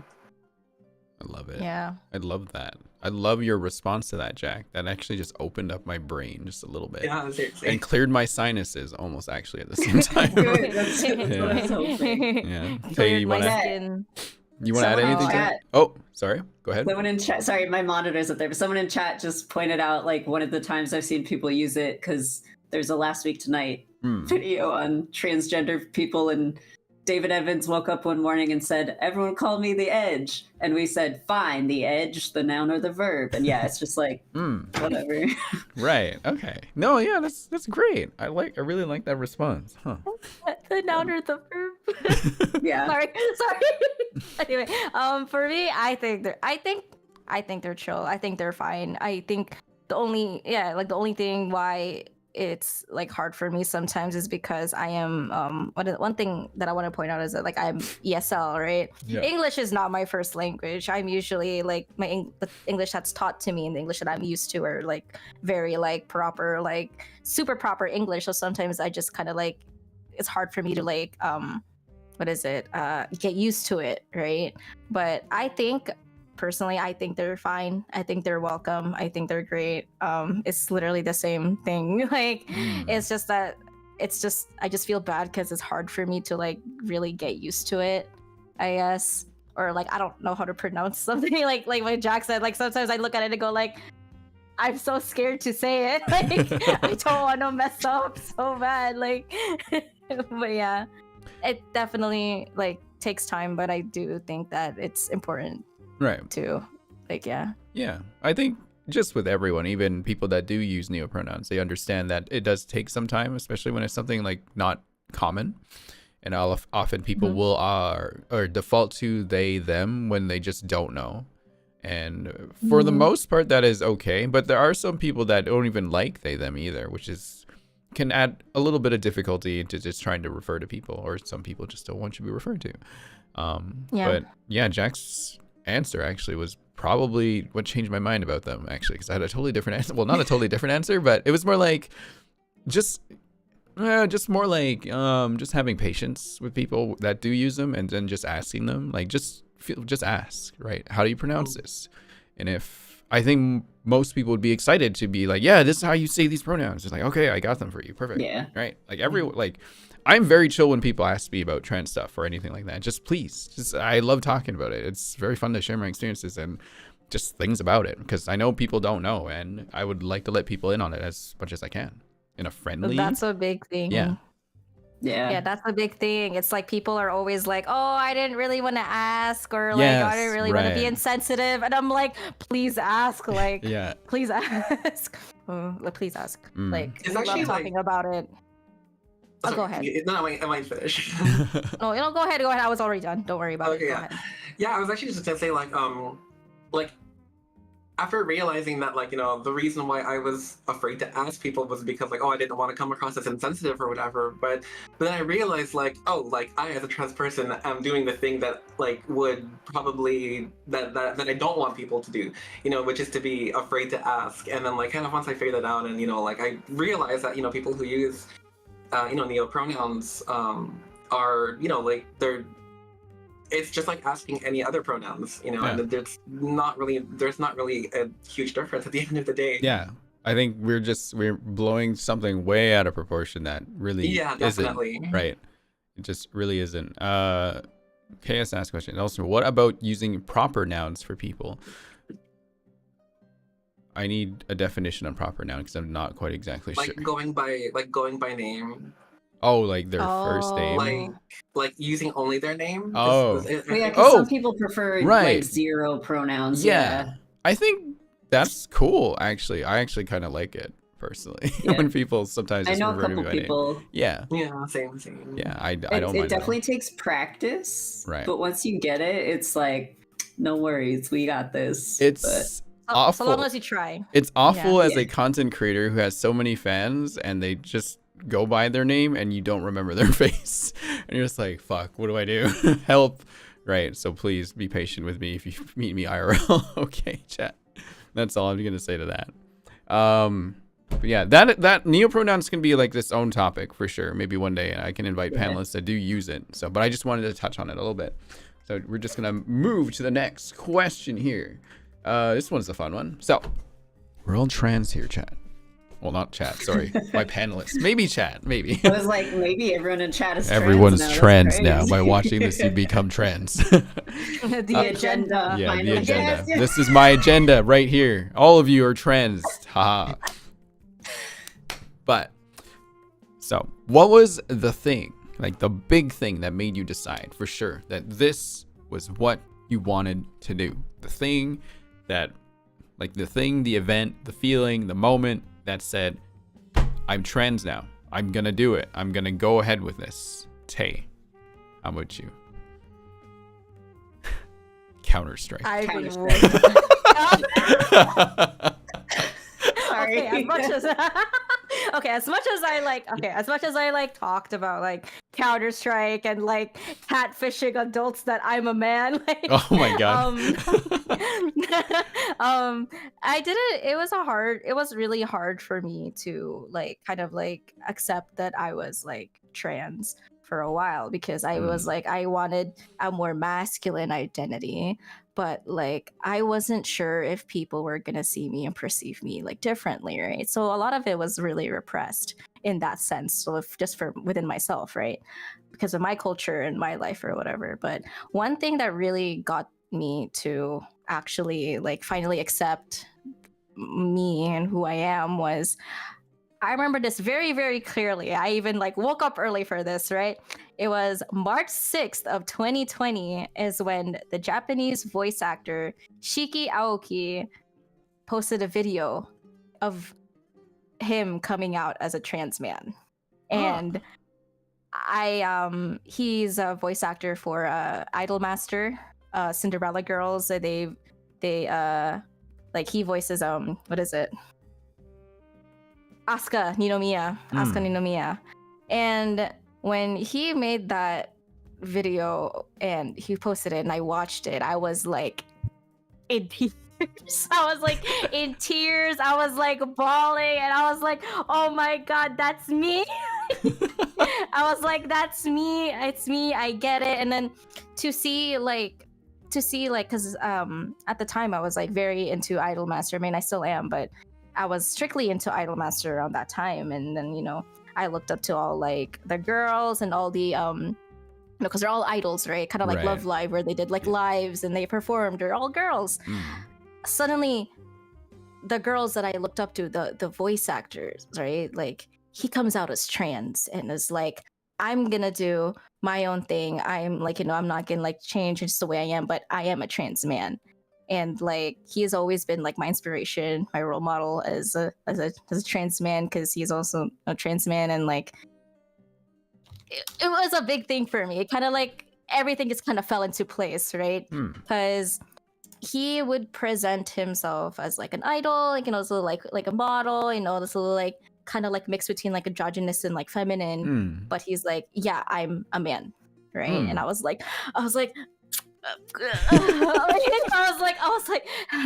give me your gender now, like that's me, like Right. like Every time. I felt I remembered I was like so distressed like the entire day, because I was like, oh my god, like everything is like in place, like have never felt that way before. And that's when I sat myself down and was like, I get it, I'm trans. Like I'm a man. And like sooner, like a few days later, after like sitting down and being radio silent on Twitter, I was like, I just came out and was like, hey guys, like I'm a trans man. And that was the moment for me. So yeah. Nice. Interesting. Huh. Daryl, how about you? Yeah. So, I mentioned that like I kind of came to terms with, like being non-binary and then being trans, like, during the pandemic. Yeah. And basically, like sort of in isolation, it was just me and my girlfriend, living in our apartment. And I kind of realized that, once I shut out society, like I wasn't seeing friends, I wasn't seeing strangers, I wasn't seeing family, we were all locked down, right? Yeah. And I found that in that isolated environment where, like my girlfriend's always been really chill and supportive about, however I wanted to express myself or identify as. And I found that in that environment of like safety and peace, I found myself gravitating towards like, expressing myself as a feminine person. And then like realized that the few times that I did leave the house, during the pandemic, like when I had to, when I had to like boy mode, right, I realized how miserable I was. Yes. And then like it wasn't until that sort of contrast came into my life that I realized like, okay, like I'm most probably definitely trans. Like I'm 99.99% sure I'm a girl, and I'm definitely going to be happier expressing that myself in that way. And then so I kind of started to peel back the layers of like, okay, well, like I kind of accepted that if I lose friends for this, that's fine. That means that they weren't my friends after all. Right. If strangers give me shit for this, that doesn't really matter to me, because like I wouldn't have wanted them in my life anyway. And if I lose family members over this, then that's gonna suck, but it's just gonna be part of it. It's gonna be a sacrifice I'll have to make. The last layer was like, is this gonna change my relationship with my girlfriend? And that was a huge thing for me, because like, like we're in like a pretty serious relationship, and I really didn't want to, like destroy that. And I think basically the kind of like last barrier was, my girlfriend the night, like she sat me down and she was like, like you're trans and you get over it, essentially. And then she was like, why don't you just accept it, right? And that was a huge thing for me, because like, like she's amazing, first of all, for being that supportive and being able to like, I don't want to say force me into like accepting the truth, but like giving me the platform to do it, and giving me like the safe space to do it. And then once I realized that, I can do this, and it's, like I have like, the most important in the world on my side for it. Sorry. It's okay. Like, like what? Why wouldn't I? Like why wouldn't I do it? Right. So yeah, that was that. And then, I think we're gonna talk more about this later, but like it's been like it's been like a decision that I like never once regretted. I totally get that, like 110%. For sure. Yeah. I'll get to my own answer soon, Don't but regret it, yeah. Jack, how about you? What was the crowning moment for yourself? I feel terrible. I don't have like a specific memory of the day that I was like, I'm a boy now.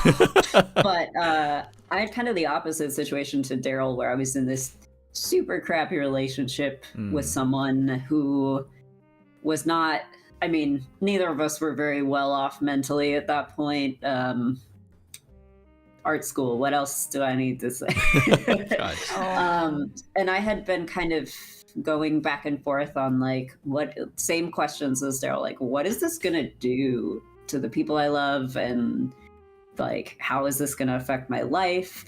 And I was talking to my boyfriend at the time about it, and he was like, well, then we'd have to break up because I'm not gay. And I was like, thank you for being an ally, but also like, shit. Like, damn. But the relationship was toxic enough that like we did eventually end up breaking up. And I had a bunch of friends around me at the time that were very supportive. A lot of them were kind of going through the same thing, as far as like both relationships and gender.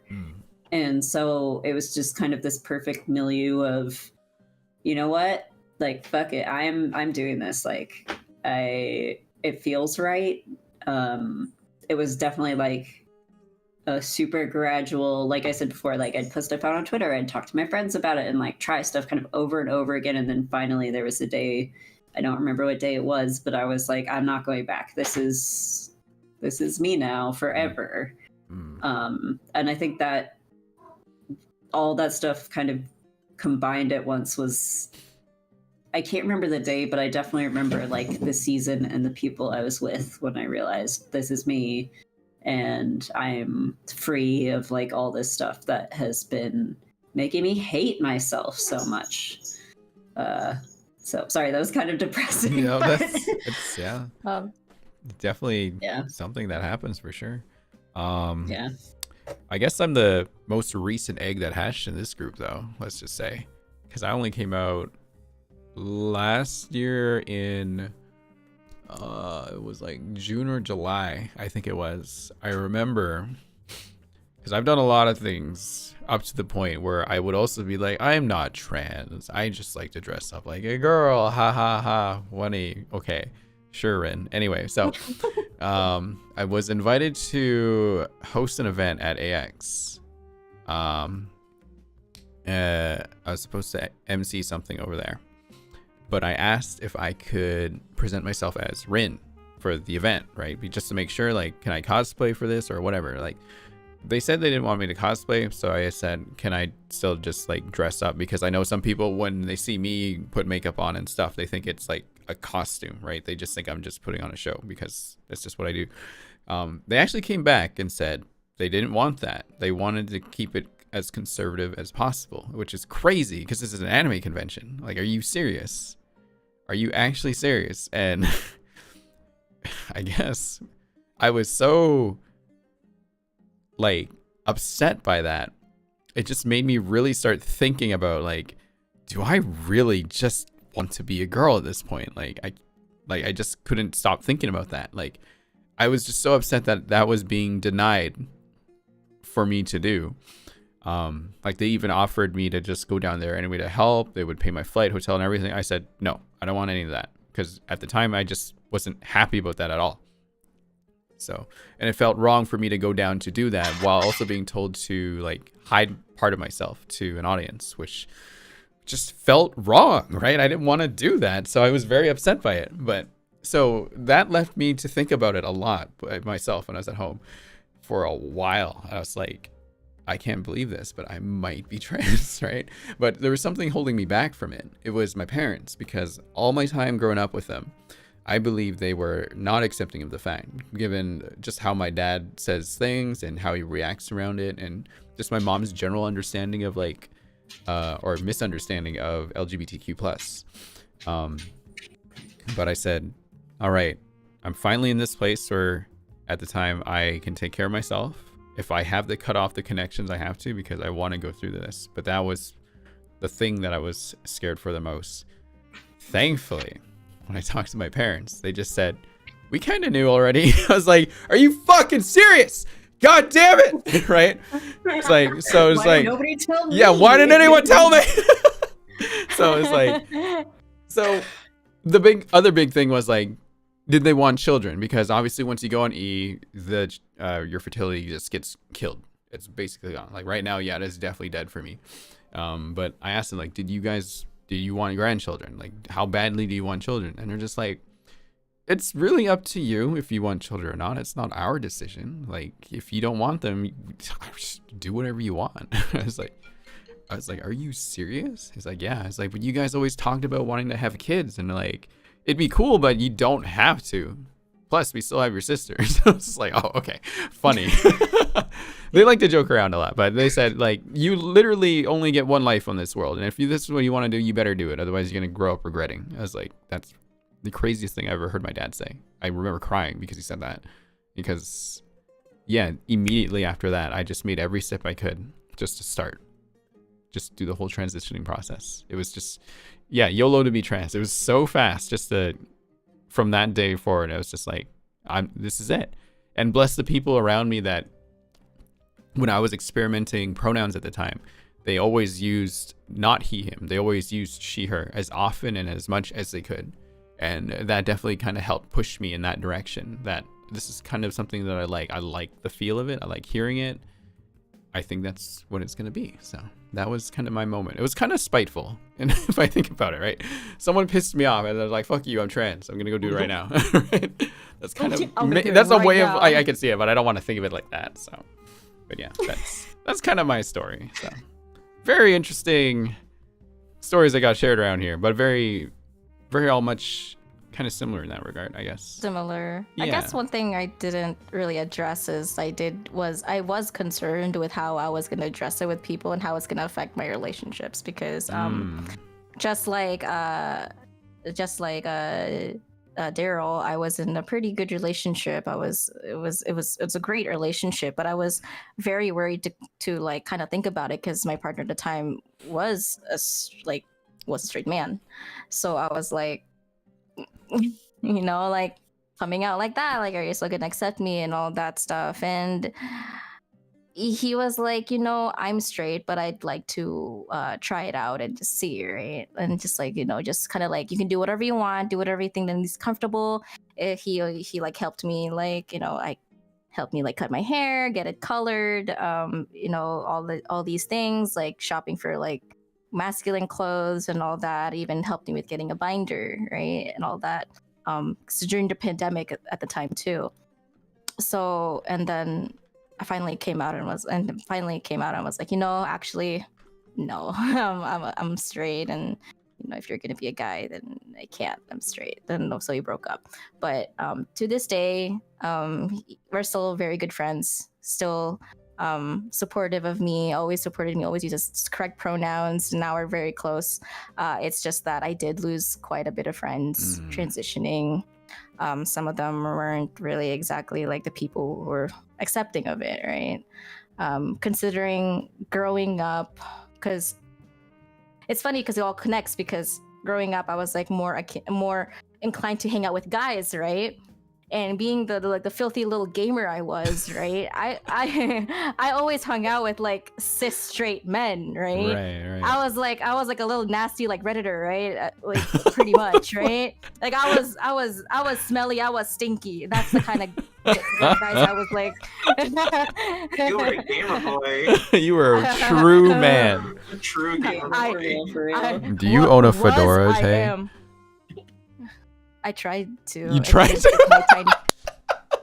And they had it in Hot Topic when I was yeah, younger. they do. I was in they high have school. them there. Yeah, I know they I do. tried it on, and it didn't work out. I liked samurai. I like samurai swords though, but my parents were like, "Don't bring that home," and I was like, "Okay." So like, so yeah, it was like, so those were the kinds of people I hung out, and I like these gaming communities and all that stuff, and the friends that I had in those small communities, and I kind of like put myself in. I've lost them because a lot of them were like straight. They're like, oh, trans, like I don't really like, I don't really like that concept, or I don't really get it, right? It's like, well, I don't, it's hard, and I was like, like the more I thought about it, the more I was like, I don't really want to hang out with those kinds of people who aren't even willing to like try to understand where I'm coming from, or even try to like, you know, correct themselves. And, you know, some of them would be like using she, her, and I was like, you know what, I actually don't like that. And then they're like, well, I don't believe in labels, like, you know, stuff like that. I get, it was hard. And then that's when I lost those people too. And another thing is that another things is kind of, this is a little bit more on like my personal feelings and experiences on it. I've always been a cosplayer, and I've always kind of like posted selfies, you know, I did like, you know, make myself like, you know, pretty pictures on pictures on Twitter. Most of my following was for that, right? Cosplaying, putting, you know, making myself prettier and all that. Coming out as trans, I lost quite a bit. I'll get into that with you. Yeah, see? Yeah, I feel like you would be like, I lost quite a bit because the appeal was a little Asian girl cosplayer, right? That was the appeal, right? But then all of a sudden it's an Asian boy cosplayer, and then they're like, oh god, it's a guy. Oh, like, you know, I'm not gay. We're in a different market. You should have taken my market. I should have taken yours right off of that right there. Right. switch markets right there. Like, you know. But that was actually the kind of question we're gonna roll into next, and you kind of basically answered everything. But I'll just go over the question again real quick. Go ahead. Yeah, go ahead. Basically, how has life been since making the transition? Have your relationships with others changed? Which it sounds like for Jack, for Tay, and for Daryl have, right? But were there any amazing moments as well that you really want to highlight once you made that change? So to that, like for me, there were some things that weren't so fun to find out once they came out as transgender to work, right? Which was like the last group I kind of wanted to open up to. But I kind of did it through like a presentation thing, because at the time work was doing like a diversity panel about stuff, and they asked me if I wanted to share my story. So I did. So I basically came out to everyone in all of my company's headquarters worldwide on a phone call, or like not a phone call, like a Teams kind of Zoom kind of meeting, kind of like this basically. My old place of work saw it, my old bosses, everyone, right? For the most part, people were very chill, very nice about it, very accepting. And some of my bosses are still trying. They still use he, him by accident, but very quickly like change right away. I had to remind them once through like a work email, just like, hey guys, I'm using this. Please try to do this. And they said, yep, you got it. Perfect. Right. There are some people at work though that since then have not spoken to me since then. And it's awkward as shit whenever I see them, because it's that stare that they look at you just like a second too long. It's like, why are you looking at me? Please stop. I don't like this. It makes me feel very uncomfortable. And then like Tay, the moment I came out as a trans woman, I lost a ton of my following, because now it's no longer, I'm just going to say this word out loud. I never use this word, but I'm just going to use this because of the context. It's no longer a trap doing cosplay, right, for them, and they just can't get into it, and they get weird about it. And I've even remember seeing a Reddit post about myself and someone that was so upset that I transitioned, like I betrayed them. And I was like, that's parasocial to the max, man. Take it easy. What the fuck, right? But yeah, just in general, the gaming community too, because I put myself into it a lot as a gaming content creator. Growing up on that platform, I did amass like a big following, especially through like Genshin. But the moment I came out, I definitely saw a decline in like the audience. While there was a very positive reaction, a very silent also like decrease overall, which was very hard to like kind of navigate through at the time. So, but I've gotten used to just, just happy that those people are being taken out of the channel. Unfortunately, as a business, it is making my business suffer right now, right? So I'm trying to experiment with different little things here like this, such as this panel, but like I've had a great time just chatting with you guys about it. I think it's been wonderful learning all kinds of new things. So maybe that might be the direction of things that I might go to, because I think when I first started content creation, I've always wanted to be that person that, yes, I'm this, but I also just play video game. There's nothing weird about us. Right? We just want to be called this. I just want to dress like this, but I still want to shoot people in the head in Valorant, like everyone else, right? That's all I want to do. I can do it too. I'm the world's best Amber main, according to BTMC, right? I'm not, but right. So Just flexing it at every possible. Just flexing it. It's just very funny thing that was just said one day. I thought it was hilarious. But you know what I mean? Like, we're just people, right? It's just a name and a gender that is attached to us that we want to be referred by. But we're no different than the moment we didn't change yet, right? Which, like, to me is so weird that people can't figure out because, well, I shouldn't say that. It's just a very bizarre thing that people can't understand that this is literally the same person, but it's just, in fact, they're being more true to who they should be, right? They're being more real about themselves. Actually, my plant manager was very happy that I was able to share that story because it loves it when people are like actually being very true rather than, just hiding who you are. So, but yeah, a lot of the good experiences I got out from coming out finally was just, I remember the day I came out and all my friends that I consider very close were just so supportive, right? They're all there for me, all just saying, not like saying, I knew this was going to happen, because I actually don't like people saying that, right? But rather they were very just like, yo, this is amazing that you can finally do this, or something along those lines, right? But yeah, it's just since that day. Yeah. There are times where I would like check your profile and be like, where is Rin right now? Like in the gender spectrum. And then the day you came out, I was just like so proud because I was like, she knows what she wants. And it was like more like that than being like, come over to our side. I was just like, when is my friend gonna be happy? Yeah, no. Like, obviously, I don't want to presume or assume things from people, but even I look at some of my friends and like, wait a minute, hang on a second, right? You were like that for me for the longest time. I know I have been for a lot of you. I know I have been, and I still deny some of it because I hate it, right, to a degree. But at the same time, I have to accept it, right? Okay, that's kind of a topic I wanted to bring up. I wasn't sure how to bring it up, but like we'll get back to some of your other stories here because I'm pretty sure we haven't gone to every. But like egg jokes, I don't like them. But I feel like they are kind of a necessary coping mechanism for younger people to kind of like come out a little bit, because people like self-deprecating humor and jokes and things like that, right? Just ways for them to kind of express themselves and just, kind of take it easy. But like take the gravity off the situation. Exactly. Yeah.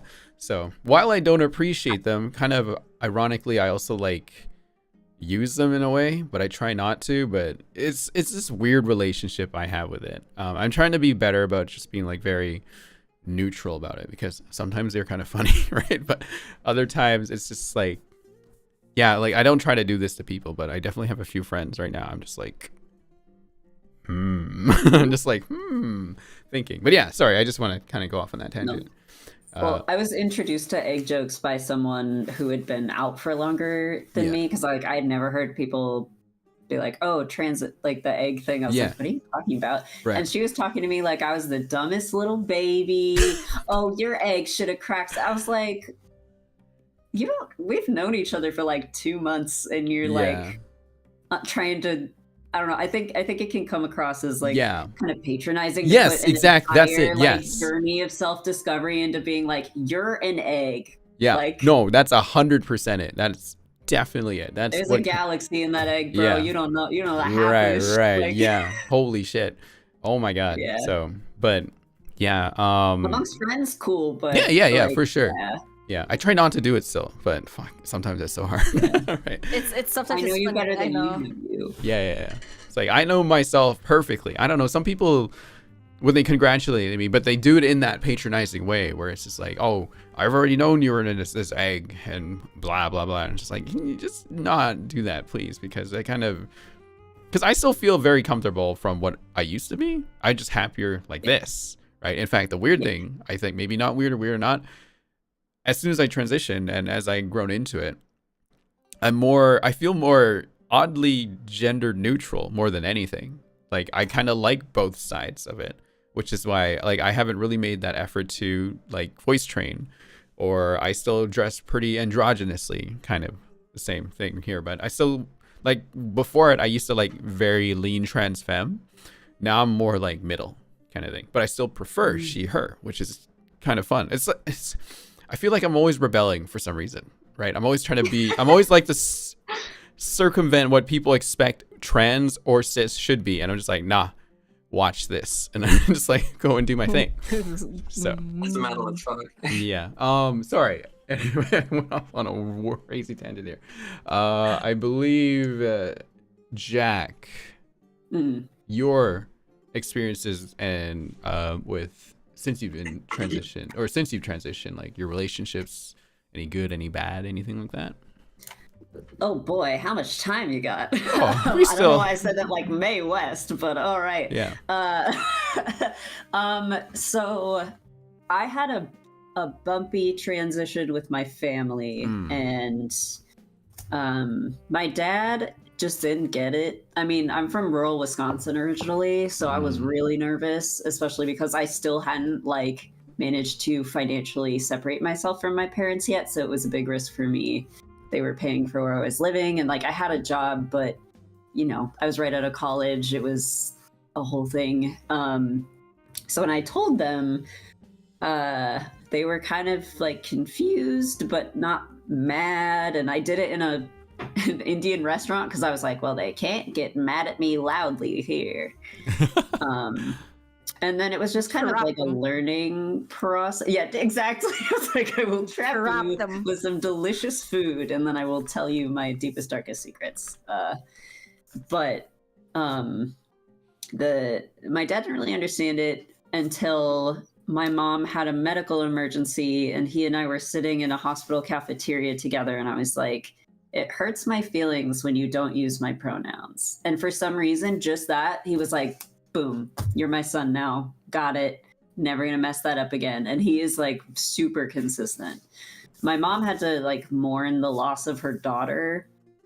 And she still misgenders me sometimes, but I know it's not like on purpose. She's just, they don't know a lot of people that are trans around them all the time.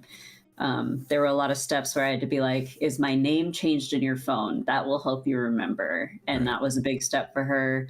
When I told her I wanted to go on testosterone, she had like a breakdown, and I didn't understand at the time.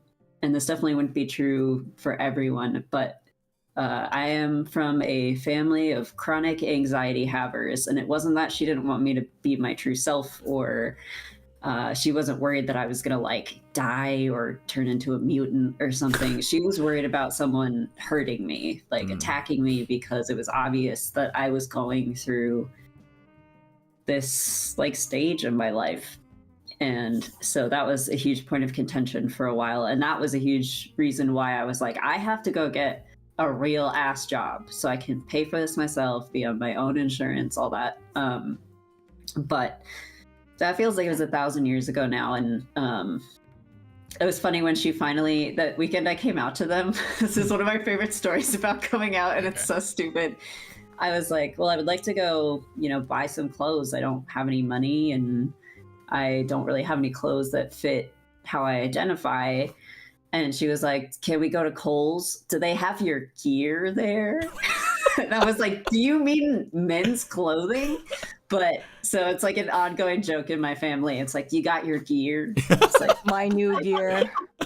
My gear. I think she was just trying to use like gender affirming language, but I was like, I'm a little gay boy. Like, I look like the elf from the Rudolph special, so I don't really wear tactical gear, but I'm sure they've got something. Yeah, for they me probably out there. got something like that. That's great. I love it. Oh, that's funny. Yeah, that was, yeah. And I had a hard time with some of my extended family, again, rural Wisconsin. But I feel like there's a point in everyone's transition, whether they decide to take medical steps or just, you know, stay, you know, non-GMO. I don't know what to call it. Non-medical transitioning. I mean, which yes, is extremely that's true. valid too. Like, right, because yes, some trans people don't even take HRT. They're just trans, and they're just happy with it. So that's totally valid too. If anyone in the chat is like thinking that as well, just want to put it's that very out there. important to me to mention that as an aside. But oh, I forgot what I was saying. But yeah, so I had some relatives who were like very much against it. I had one of my aunts at Christmas say to me, when I asked her to please use my correct name, she was like, I'm not going to remember that. And then, so I just said, then I'll forget you. And I walked away.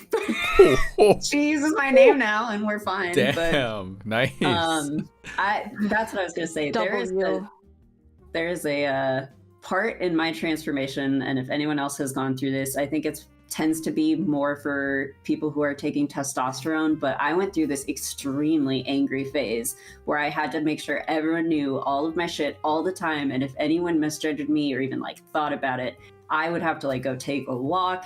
It drove me crazy. Like I was like, everyone needs to understand me right now or I'm gonna lose my mind.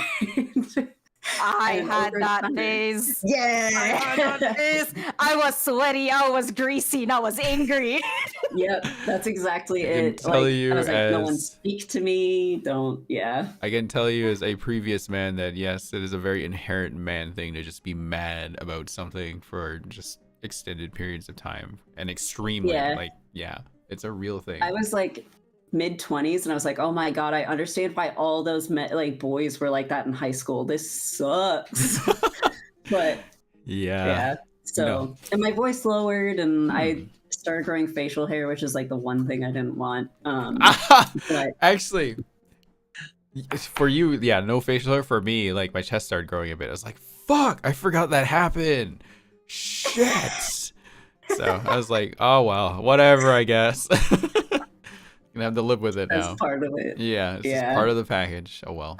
But I actually had to go through like this intensive, I think it was like 9 months of therapy with a specialized therapist before my insurance would even let me apply to get hormones. And then they fought me for 6 more months where my doctors had to be like, no, he can have them. Just give it to him.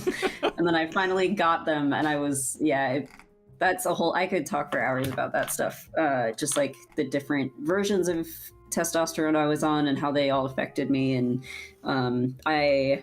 because I had a needle phobia, I had to have someone do them for me. Okay. And pre-pandemic, I was stopping, my clinic was like exactly halfway between my job and my house. So every Friday I would just walk in, they'd give me my boy juice and I'd leave.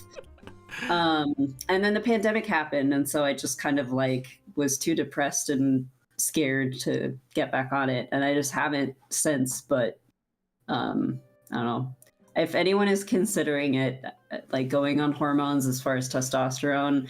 I've had people try to like make it all scary and be like, oh, these things will change and they'll never go back. But all the things that changed that have like some things have reverted, but the things that haven't, like you just don't notice them. It's just like whatever. There's parts of your body that look different and you're just like, okay, like it has never bothered me. And it's I could talk about that more later. No, I would love to like I should shut up now. No, it's okay. I would love to talk about like procedures between like trans men and trans women, how different it is, what it's like, experiences and things like that actually. Before we forget, Daryl, would you like to share some of your experiences? Sorry. It's okay. Like, anything that you can highlight since coming out or things that have changed, negatives, if you want to share them, feel free. Well, before I jump into that, I wanted to kind of like piggyback on something Jack said about like, his gear. So like my dad has always had a long history of like basically throwing all his unwanted clothes that he buys and then later gets buyer's remorse and he gives it to me. So then like the most recent time I visited, he like bought a bunch of like sweatpants on clearance and he was like, oh here Daryl, like so he lost a lot of weight like in a really quick go due to health complications, so he gave me those pants and he was like, don't worry, they're unisex. Like he straight up like he gave them to me and then like I was like, I didn't take it as like wear boys clothes or something. I took it more of like a, oh god, like I'm getting more hand-me-downs, dad, I'm like 35, come on, like and then he just had to he like bless his soul, he was like, don't worry, they're unisex, I'm not giving you boy clothes, don't worry. But life, you're trying. Trying his best. Life has been good. I feel like it's it's definitely better. I think it's a different set of challenges. Like, like before transitioning and after transitioning. And I said that, like, my girlfriend was like really supportive about it, but we did have like a lot of discussions about like like she had never been with a woman before, but she was like, give me some time to figure this out. And like I think from those like moments, I've kind of learned to be a little bit more vulnerable in general. And even like not just with my partner, but like with my friends and family. I've always been kind of like stuck in my own world and like closed off and like, no, I don't let anyone in. And I think to a degree I probably still am pretty closed off, but like like I'm more open to things like this, like we're chatting, the four of us, and like talking about experiences. This is something I would have never imagined myself doing, like 3-4 years ago. So I feel like since transitioning, I've definitely learned to be a little bit more honest with myself. Yes. You know what I mean? Yeah. And just, just kind of not having to hide your true self, I think is like probably a big part of that, because you don't feel like you're just cosplaying every day anymore, like right. okay, Yes. like, oh my I don't god have anything to hide. So like it becomes a lot less scary to be a little bit more vulnerable and honest with others too, with your friends. And I mean, like I've also had my share of losing a chunk of my audience after transitioning, which like I'm sure like both you and Tate talked about it in pretty much the same depth that I experienced. But I mean, life has its ups and downs, and I think that if I think of it that way, that like these things that are happening, like whether they're good or bad, are just another set of ups and downs from the roller coaster that is life, then well. Yeah, no, I definitely feel that for sure. Something was on my mind, but I totally forgot what I was gonna say. Was it related to cosplay? Sort of, maybe not. No, maybe it'll come back to me later. But yeah, no, it's very like a lot. Yeah, Daryl, especially a lot of experiences you shared, I definitely like resonate with as well, for sure. It's very interesting how much I can relate to some of your stories that you've been sharing. I wonder if like other trans women, trans femme, just anywhere, also have gone through the same motions too. Very cool. That's all I can really say about that. Huh. Interesting. Let me just get caught up on the chat real quick here. Any big things? Oh yeah, sorry, that was something I was gonna bring up. Someone in Parallel Universe chat, can't say where, they only learned about what an egg joke was today. So just to clarify to people real quick. So sorry. Yeah, an egg joke.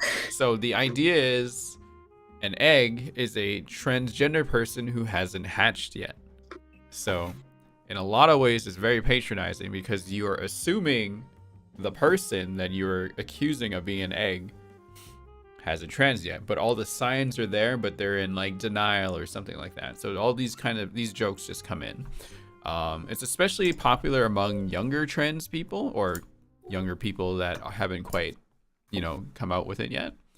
And again, I feel like it's a nice coping method, but as long as you don't take them seriously, I think it's harmless. But if you like stand by this kind of like the egg, if you see like someone as an egg and you hold them to that standard and like almost gatekeep transgender transitioning and things, that's a very bad thing to do. So if you use an egg joke, be very careful about how you use them or how you present them to other people. So I just wanted to make that clear for Parallel Universe chat that had asked that question. Yeah. So yeah. But yeah.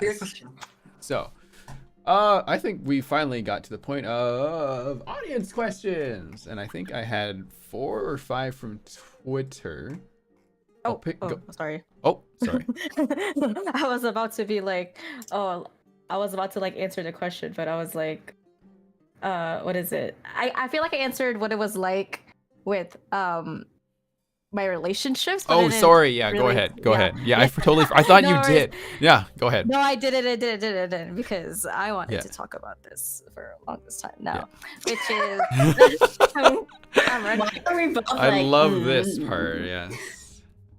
So this part, for me, transitioning has always been very, very unique, right? I transitioned 3 years ago. I tried masculine for like a very long time, and then I went to androgynous, and then now I'm like embracing feminine stuff again. And it's hard for me as a trans man to kind of like, people always misgender me all the time, 100% all the time, because of the way I dress, the way I look, right? Yes. I just love like feminine clothes. I just love the feminine look so much. Like I just feel it, I embrace it. And I always tell people that like how I explain this feeling to me is that like part of me being a man and part of my masculinity is that femininity that I have. I think that I don't feel masculine if I don't have that femininity in me. Like I want to look, I just love this look. I love girl clothes, feminine clothes. I love makeup. I love dressing up. I love cosplaying like the cute girl characters or whatever. But deep inside, I still feel Fortnite. I feel in your soul. Oh I feel Counter-Strike, you know? Like I just like I can't describe it. Like people would be like, "Oh, are you like more feminine? Are you like more like a woman, or like are you like going detransitioning?" Someone actually mentioned if I was detransitioning, right? And I was like, no, actually, I am very much he, him, and I'm very much a man. I take testosterone too. Right. Like, and I wanted to say to anyone who's thinking about transitioning with testosterone as well, who may feel, want to like continue like presenting feminine like I do, like I like dressing up in girl clothes, whatever. I'm still a man. I'm taking testosterone to change my voice, and usually when you get into testosterone, you can kind of like figure out like what level of like testosterone, like do you want to be like super masculine, right, or do you just want to just change like a few things in yourself, and in that case you'll just take it a little bit, right? But yeah, I take testosterone, I get sweaty, I have to wash my hair with a different kind of shampoo because it's too greasy sometimes. Like nobody talks about that. Yes. Yes, it's so greasy, and I'm sitting here like, man, cis men really like I always look at, when I was younger, I would look at like cis men and go like, oh, do they even shower? And I'm like thinking to myself, oh god, they probably do. It's just it's just hard. And then like my leg hair is getting thicker, and it's just like all these things, right?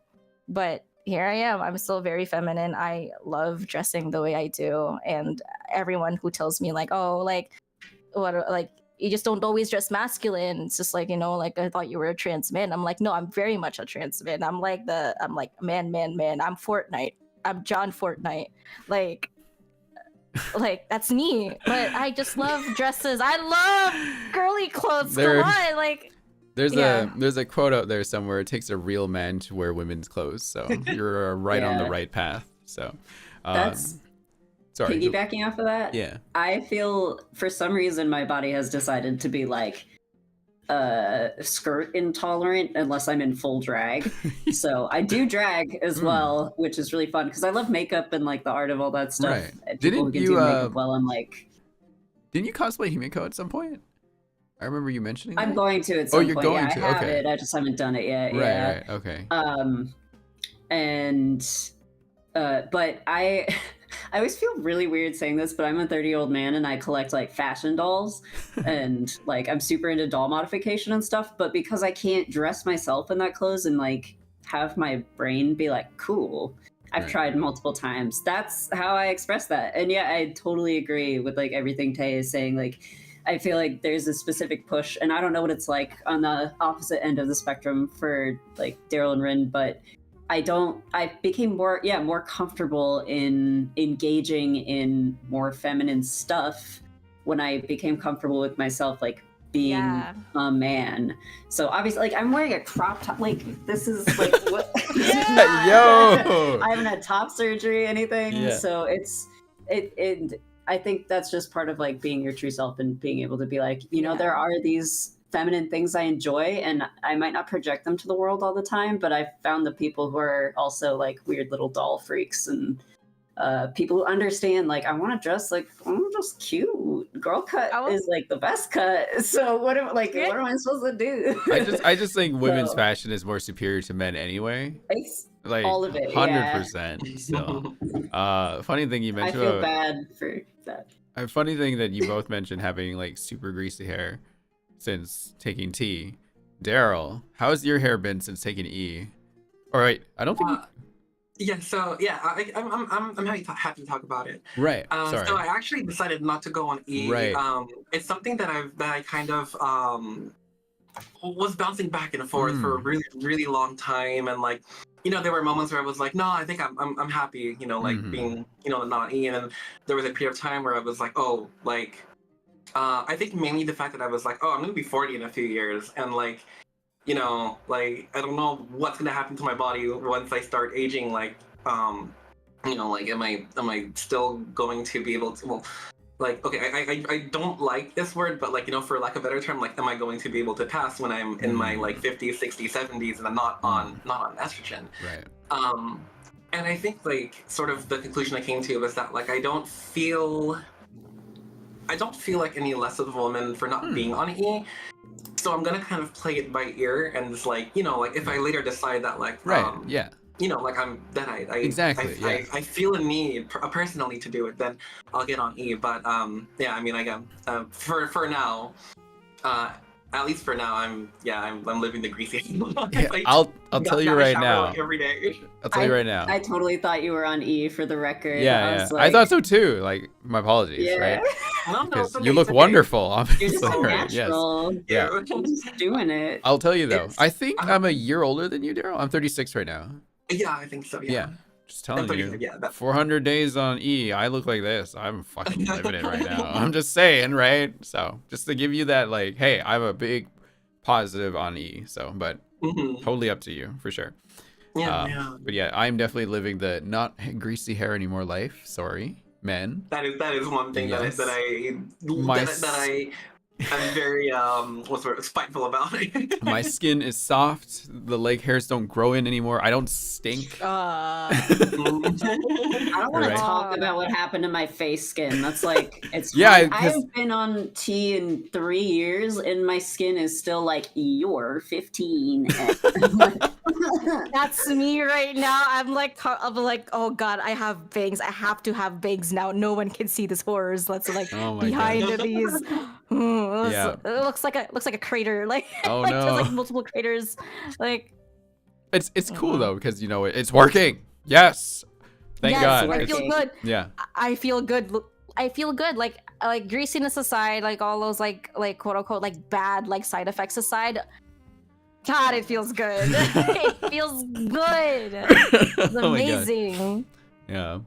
All right. It's interesting that so like I don't get offended if people like, you know, assume that I'm on E, but I do I can't help but feel a little guilty, like because I've had a lot of younger trans women who you know, like they approach me with like gender questions. I'm like, oh, like what's it like being on E? Like, oh, and I'm like, oh, I don't know how to tell you I'm not on E because I don't, you know, well, on one hand, like, you know, I don't want to set, I think, like, this is gonna make me sound really full of myself, but like, I think that I'm in a very lucky situation to have like, to not feel that like, to not feel like any less of a woman for not being on E. And I know that a lot of trans women feel like, you know, that's a step they have to take, and like, you know, that's totally like respect that, you know.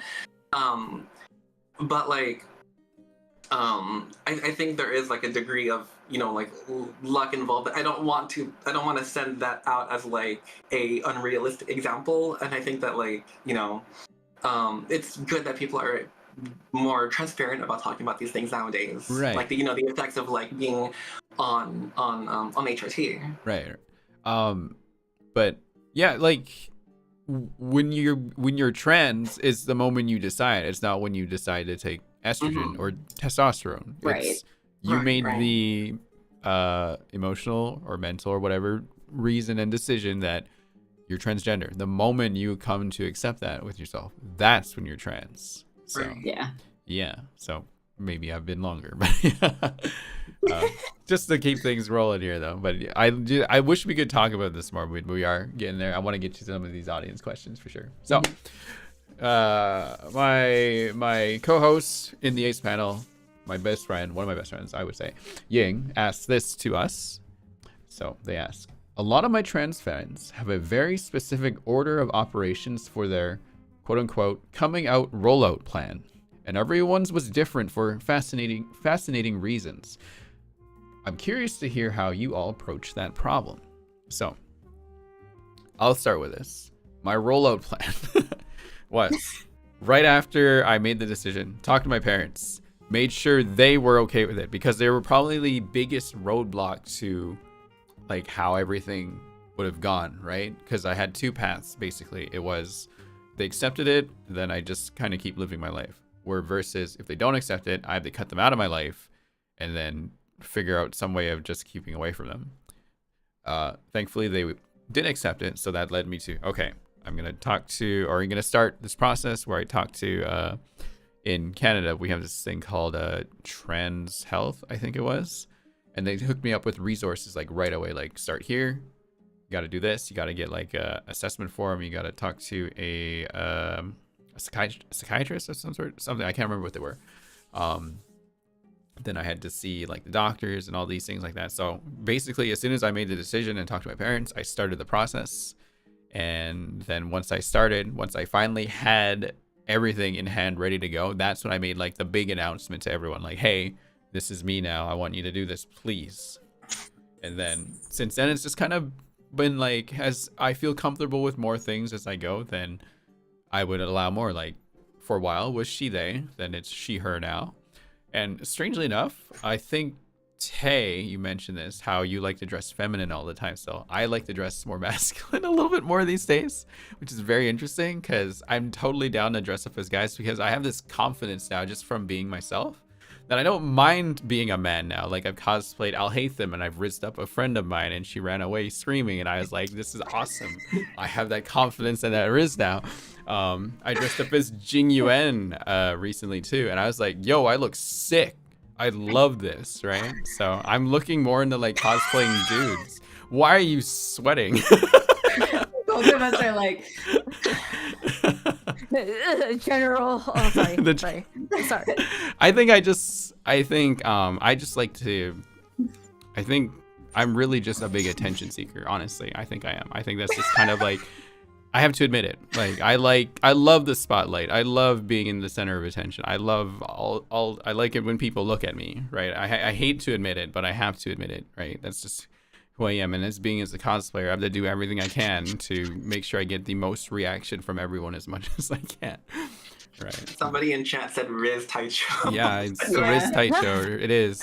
Honestly. For real. But yeah, so that's just kind of been my roll-up plan. It wasn't really like written down or set in stone or things like that. I just kind of like felt like I had to do the next step because like talk to parents. All right, I think I should do this, this, and this, and this. So yeah. Let's start with Daryl. Did you have a roll-up plan? I had absolutely no rollout plan. Yes. I mean, like, I came out to my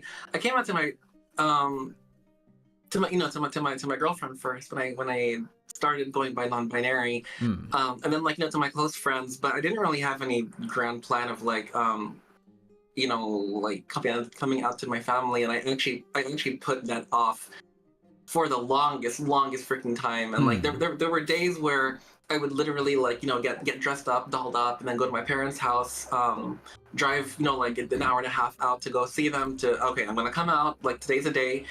And then I get to the block and I'm like, I can't do this.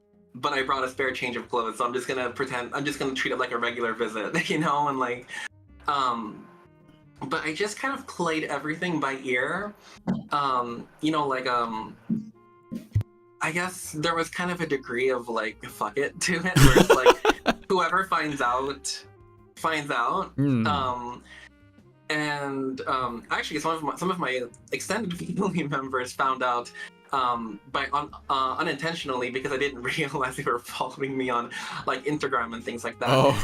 Where I was like, oh, like wow, Daryl's posting these really like cute girly selfies now. But like, you know, they were cool about it, and they you know, they were like, they kind of figured that if I was gonna tell my parents, or if my parents and my family were gonna find out, it should probably be through me. So at least they had the, you know, the coolness to be, you know, to respect that. Right. But like, yeah, honestly, like even things like deciding which pronouns and deciding who to tell, my pronoun preferences too were just kind of like, you know, like I'll just try it. And like, right. again, like if like whoever finds out, and like, you know, whoever cares or doesn't care, like, ultimately it's not like the biggest deal in the world, as long as the people who are you know, most important to me in my direct circles are you know, like around for that and supportive. And so yeah, basically it was, I improvised the whole thing. No, I definitely like as long as the most important people to me in my inner circle knew first, that's who I wanted to focus on. Just to go back on the question, very specific order of operations that Ying mentioned.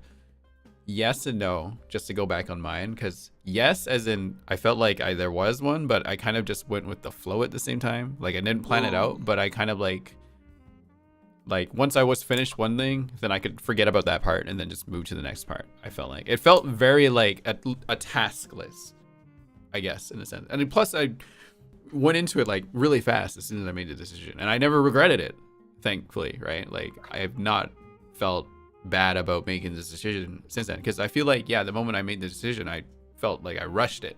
Maybe because I'm 30, when I did it I was 35, right? So I was like, I need to get caught up on this as fast as I can. And that's actually another question that will pop up pretty soon here, but we will go to Jack. Did you have a specific order of operations?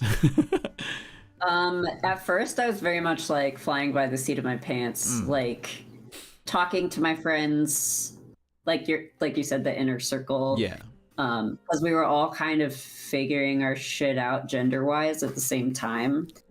And then after that, after I had made sure that like my found family knew what was going on, I was like, okay, I gotta tell my parents. Someone in chat described it as like having a tea kettle in your head and your chest. And it's one of those things where I was like, I just need to like rip the Band-Aid off. I just need to get it over with.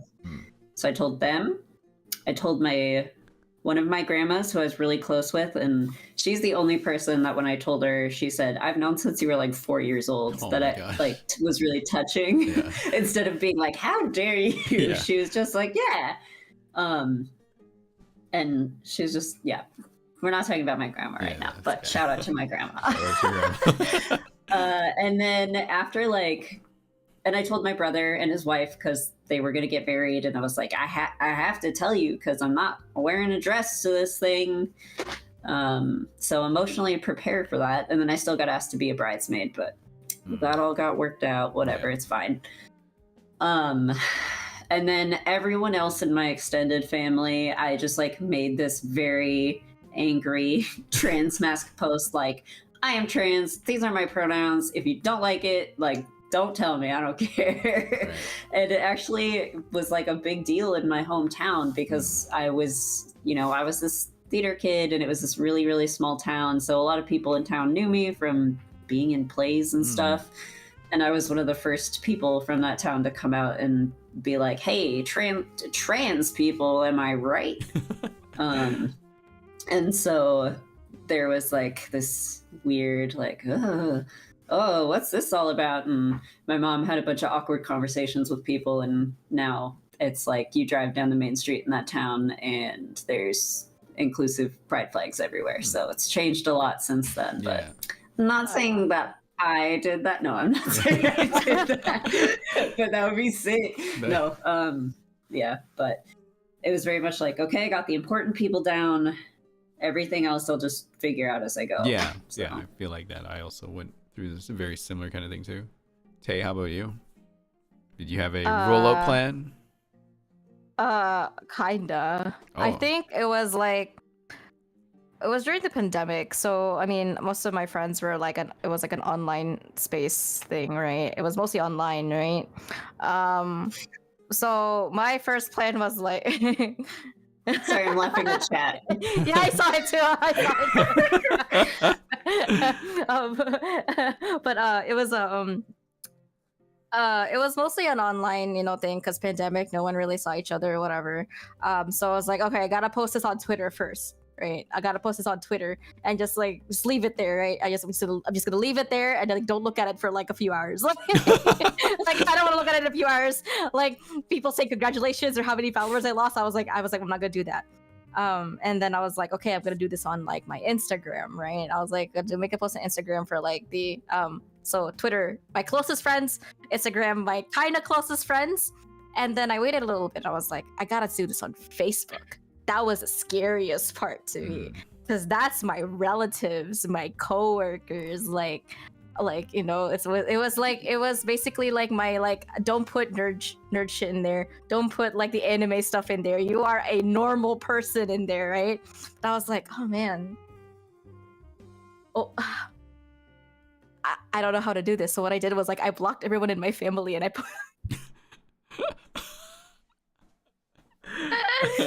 so when I blocked them, they're like, oh, I guess you don't want to be in the I don't want to be in a family anymore, so I don't get invited to Christmas anymore. But I'm just like, that's fine because I like doing other things on Christmas and other stuff like that. But that was my plan. But also after that, after I posted all of those, I was like, okay, I'm gonna buy a binder, and that was like, and then I went to sleep. That was my rollout plan. Yeah, I mean, from the beginning with the pronouns too, I was already going by they them, and all I really needed to say was like, hey, I don't want to do they them anymore. I'm just gonna do he him exclusively. Like he him only, right? Like if you really not used to it, be safe and do they them. However, like he him if you can. And that was it. That was my rollout plan. Cool. Yeah, the Facebook one, I think a few of us mentioned now. When I came out, my mom, she just shared anything I shared. She's like, look at my daughter, basically, right? Yeah, and some relatives added me to Facebook because of that, which was like, what? That's very weird. Okay, sure. But no, my mom, she's probably been the hardest one to try to like get a grasp of it, but I know she's trying her best. My dad's been pretty chill with it, but he's the one that misgenders the most, but I know he doesn't mean to. He's like, you're literally like 30 plus years old. Come on, give me a break. I was like, yeah, that's fair. Yeah, my parents still misgender me and use like my dead name, but at this point I'm just like, they're my parents, they're not gonna change, I'm not gonna force it. But one thing that I know for sure is that my dad, who I thought would be pretty against it, right? He would say things like, he was like, I would cut my hair very short, right?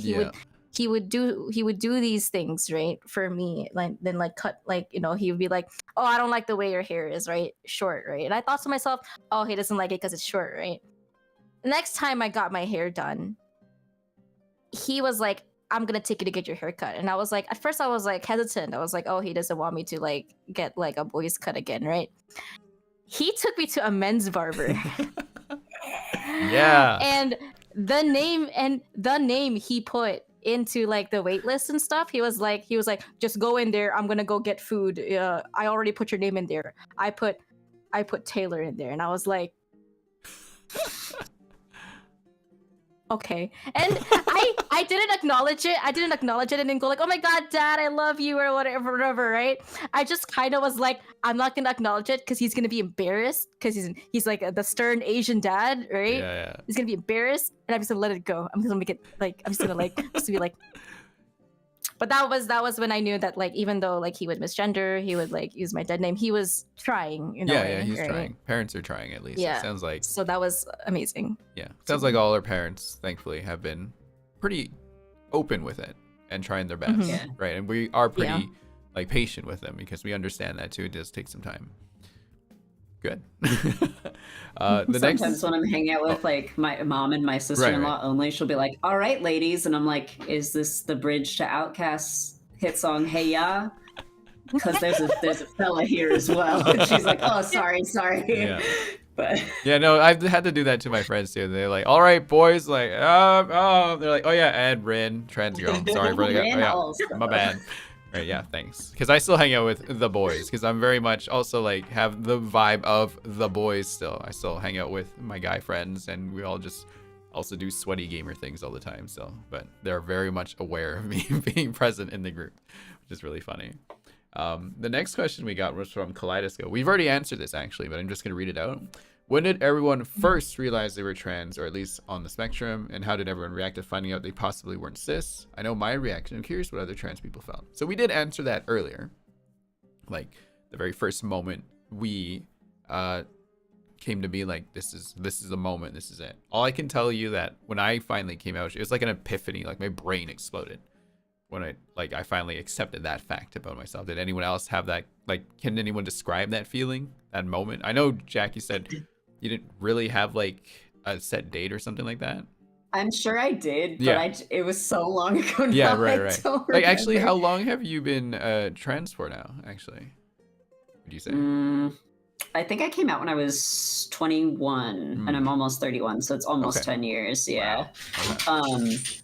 But I definitely remember like a distinctive before and after, like before I realized, where I was just like so miserable, like not to be super heavy, but just like, I don't want to be alive anymore. I don't want to be a person. And then as soon as I figured out what was going on, like all my problems weren't solved, but it felt like this gradual like lifting of weight that made everything else easier to deal with. Yes. Yeah. Tay or Daryl, did you also have a similar kind of just like kind of moment? Yeah. Sort of. Yeah. Sort of. You want to go first, Tay? Oh yeah, I was just gonna say Shiki Aoki like changed my mind, changed my life. Like, oh my god, like watching that video, I was just like euphoria, and like I'm so happy, I want to cry, or like oh my god, I've been like this all this entire time and all that stuff. It was like so many emotions at once. It was my like epiphany watching like his video. But yeah, you can go ahead, Daryl. Go ahead. That was it. I feel like my answer maybe isn't going to be as like positive or good, fortunately. But I think it's important to consider like the journey of self-acceptance, right? Because I figured out that I was trans pretty early on, like even before the language existed to communicate, what being transgender even is, right? And a lot of it was a lot of like self-loathing, unfortunately, and I think a lot of that is a product of like the environment I was in at the time. Thankfully, my family is pretty progressive nowadays, but during those times when we first came to America, it was we found ourselves in the middle of a very conservative environment, and a lot of there was a lot of religious I guess or religion-related suppression of things that were basically not, like cishet. And I had to struggle with that for a long time before I kind of was able to accept that, like, hey, it's okay to be like this, But I think the moment that I learned to accept that it's fine, you're not weird, you're not evil, you're not hurting anyone, you're just being yourself. And once that kind of connected in my brain, it felt like this huge weight had been lifted like off of my shoulders, and I was able to be a little bit more at peace with like the whole world, So like, yeah, I think for me it was definitely like a journey of like self-acceptance. Yeah, no, I can definitely relate with that too. Actually, it's kind of crazy how many similar things that we've gone through there. I like that. I think we might have something in common. That's no, it's just very fascinating to see. Like a lot of us, trans femme, we've all had this kind of like very similar path as we navigated this journey, right? I find that very fascinating, actually. It is very fascinating. Yeah, it's very interesting to see. Not telling anyone in chat that if you find yourself on this path, maybe you might be trans, but I'm just saying, if you decide to, it's pretty cool. Actually, that kind of... Can I say something about that? Sorry. Go for it. Really short. If you like aren't sure and you just want to try it for a while and then like realize, oh, I'm actually cis, like whatever, that's fine. Yeah. Like no one who matters is gonna be mad at you for like swimming around in the gender soup. It's a nightmare. There's still days where I wake up and I'm like, what is happening in here? And I've been out for 10 years. There are days where I'm like, I don't feel like a man. Super no, I'm not a woman. I'm gonna go work in an office now. And then the next day it's totally different. And it's Get it. My The office is gender off. suit. My gender is office worker. Yeah. my gender is wage boy. My gender is poor content creator that doesn't take care of herself poorly. Please fix it. How would you Please describe your fix. gender, Daryl, really quickly? Oh man, big sister, I guess. Oh, That's cute. I like that. All right. that's cute. The next question you had. Two people asked the same question here, actually. So I'm gonna read them both. From CptMidLands. Oh, sorry, the previous question was from Kaleidosode. Just gonna say. The next question is from CptMidLands. They said, "For me, the hardest part is getting past the feeling of missing out.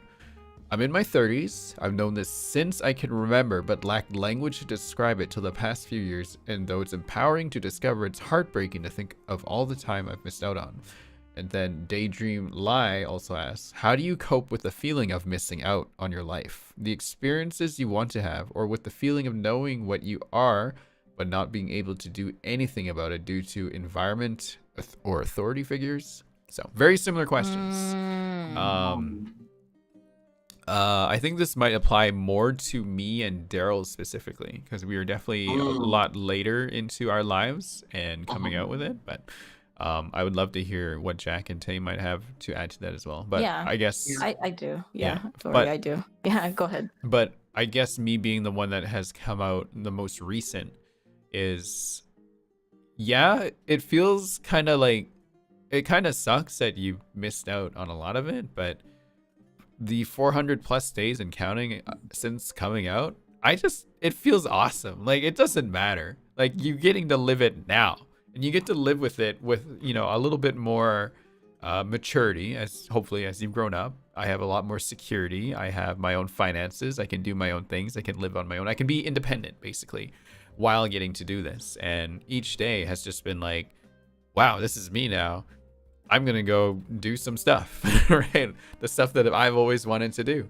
I guess I do have, like, I'm just gonna say it, like, Asian people don't age very fast, right? So I still look pretty young for the most part. But in my own head, I feel like old me's still in there, but young me also still, or not young me, new me is like kind of moved into my headspace. And it's like two different people kind of operating the same ship right now, where the old me is like a dad kind of teach the daughter how to run the car now, but the daughter wants to cry all the time because all these new experiences and shit that they didn't want to do. That's kind of what hormones have felt like. Like, I've definitely been much more emotional. I have PMS symptoms sometimes, especially like the moodiness and like just being erratic and things like that. But yeah, like, even if you start late, I think just do it, right? Or just like, don't feel bad about it, because it's better than never starting. Otherwise, you're just going to live with this regret for the rest of your life about not starting. So it's just better to start now. It's advice that I need to follow myself, actually, for other things not applied to transitioning. But yeah, it's been great. So yeah. I felt that right here. Yeah. Let's go with Daryl. How about you?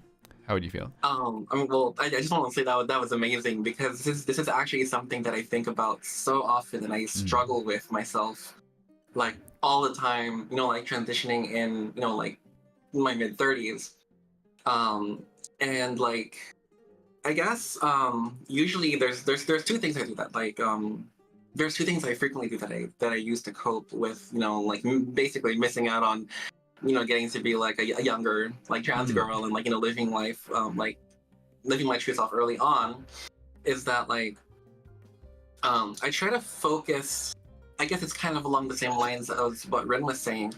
I try to focus more on, like, the present, that, like, just because I'm experiencing these things for the first time at this age doesn't take away from the fact that I'm experiencing it and I'm getting to live the life that I wanted to. And, you know, like whether I live that life at like 14 or 30 or 50, like the fact that I'm, you know, living in the environment and like the, you know, like the how do I say this? The time period where I'm able to do this and be true to myself, like, is in and of itself like beautiful. And the other answer is that I read a lot of shoujo manga, and I live vicariously through them. Yeah. Shoot, what was I gonna say again? I had something to add to that. Fuck.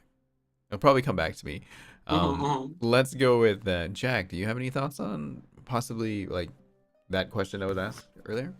Yes, I do. Yeah. I was lucky to be able to start the, like, I guess, living as myself a lot earlier than a lot of people. And even I felt like I was too late. Like, right. I was like, why? How did I not realize this? Like, what's wrong with me? Like, it was very, like, this weird guilt about not realizing I was this way earlier. I think that's why egg jokes bothered me so much. Oh, yeah, like, for sure.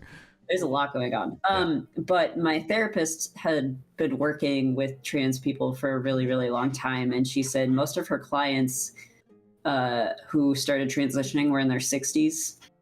So that was, I mean, this is quite a few years ago now. Right. And like Daryl said, it's amazing that we live in a society, but in a society that's like way more accepting, and people are like, hey, trans people exist. That's crazy, right? You can do that. Because I feel like none of us really had the language for that forever.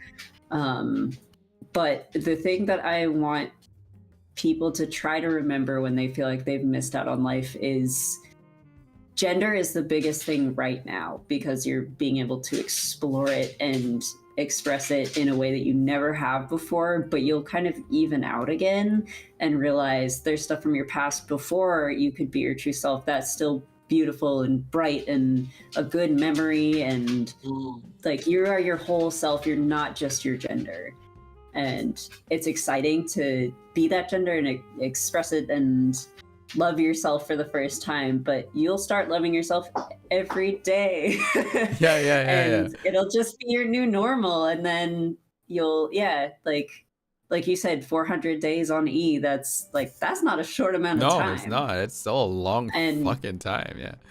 And it feels short compared to, you know, the whole rest of the time you've been on Earth. But every moment you've been here, you have been you, and like you're not a one-dimensional person. There's lots of you to be excited about. So hopefully you can feel that way soon. Yeah. And yeah, sorry, that was very sappy. No. This is the best way to explain it. I feel like I'm growing from like hearing you guys talk about this. I just remembered what I wanted to say, but I forget. No, wait, I remembered it now. Yeah, just the 400 days. Like you say, you start like starting late. No, I feel like I've gone through the motions a teenage girl is gonna go through. I had a crush on someone, and I cried about it, and I cried about it, and I cried about it.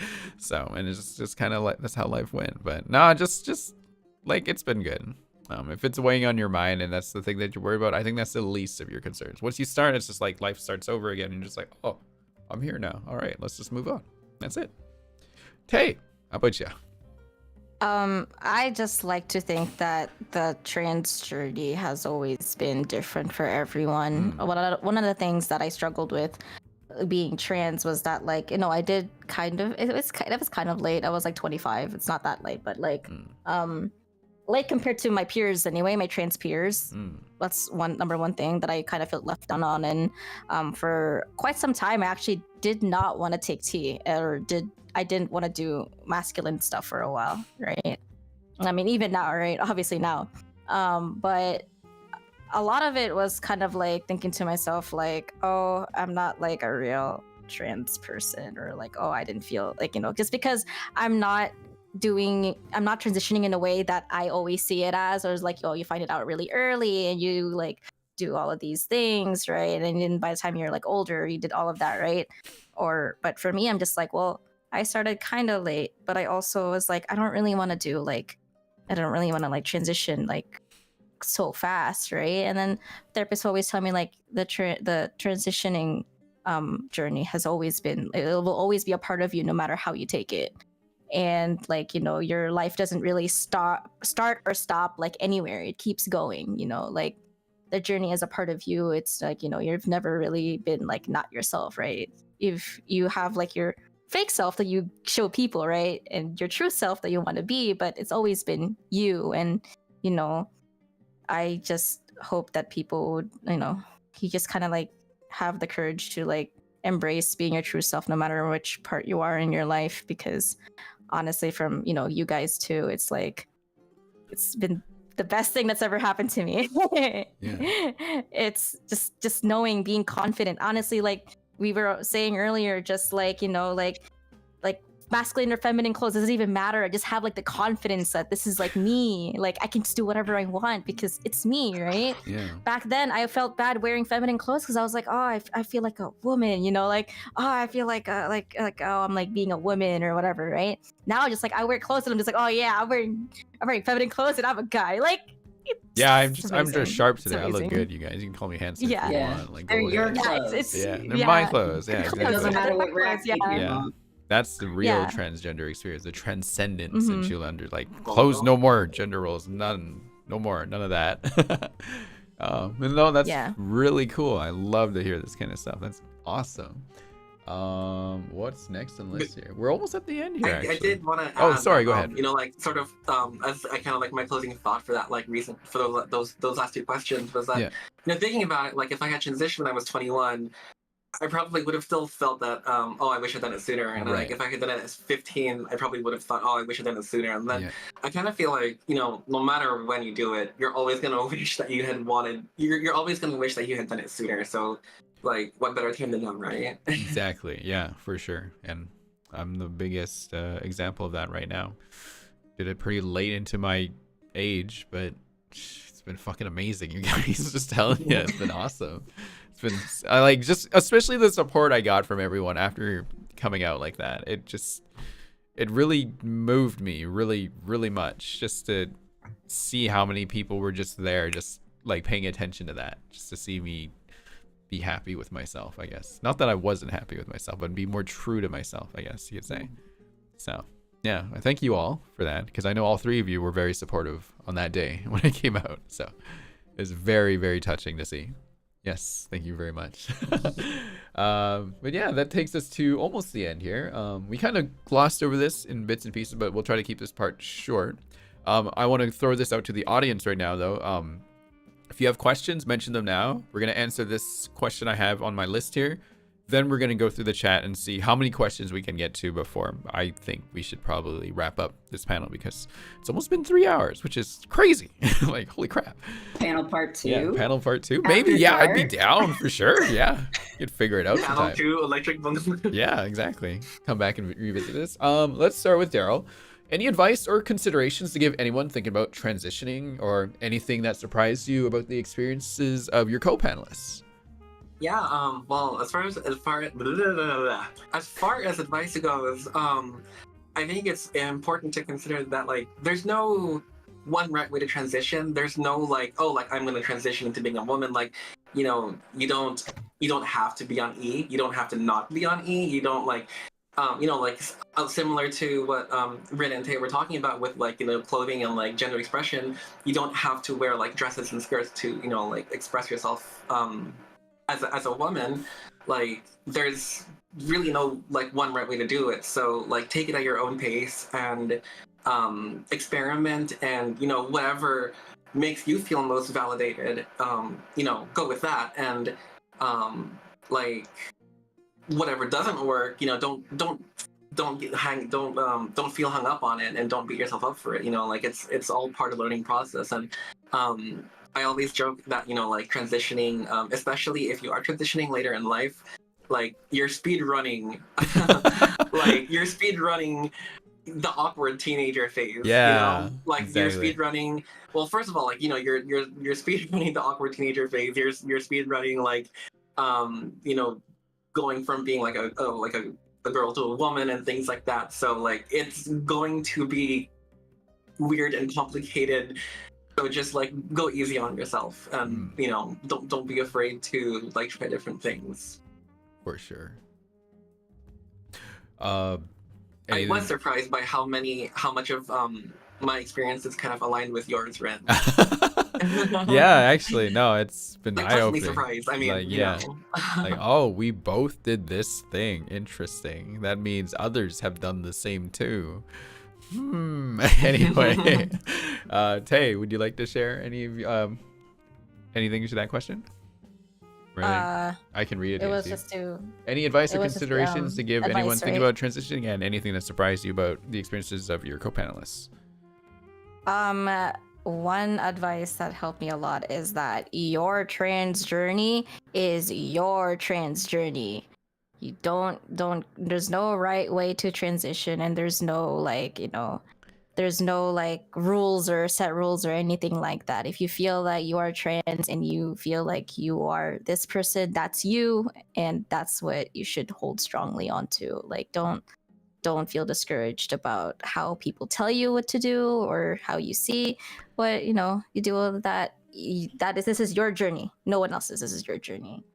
And as for what surprised me about other panelists is that, like, two trans men, I'm like, yeah. Yeah. Sora Kingdom Hearts Kinnies, like, Let's go. Let's go. Like, Sora trans man icon, like yeah. bless you, like. But that's it, yeah. That's great. That's pretty much it for me. How about you, Jack? Well, Tay, simple and clean is how you're making me feel tonight. Oh my god. Okay. Considerations. As someone who's been on the horse, off the horse, under the horse, inside of the, like, all over the place. Yeah. Just like pretty much everyone else here has said, like, it's your journey, have it your way, do what feels right to you. It doesn't make you bad or weird to stop hormones, start them again. Life happens, money is a thing, like, just do what you can to feel the best you can every day. And yeah. The other thing I would say too, like, we've talked a lot about pronouns, and I think one other thing I'd want to say is, if you are identifying as, a woman and you still really only like he, him as pronouns, like, that's chill too. Yeah. They're like gendered by society, but they're not inherently gendered. If people are confused and angry, they can, I don't know, mind their own business. Yeah. They can walk off a cliff somewhere. Yeah. But it really is like, have it your way, do what you can. Don't like get all crazy and be hurting people when you're in your feelings, because it can get crazy out there in the hormone wars. But just, yeah, and have a group of people that support you as best as you can. And if you're like, don't give up looking for those people. Found family is just as valid as blood family. So, and then anything that surprised me about the experiences, I think it's just really funny that, like, all of us are like, gender is cool, but also like F societal gender stereotypes, but also the two people had very similar experiences. The two family people had really serious, like, similar experiences. Yeah. And it's been really helpful. Like, I know a lot of like trans women, people all over the place, but I haven't really had a chance to sit down and talk to a lot of them about, like, how coming from a more traditional and non-white background, like, what it is like to realize that you're more feminine, because I know that sometimes it can be a little more conservative, even more so than in like white families and stuff. So Right. It's something I've always been really interested in, because I know my field of vision is kind of narrowed.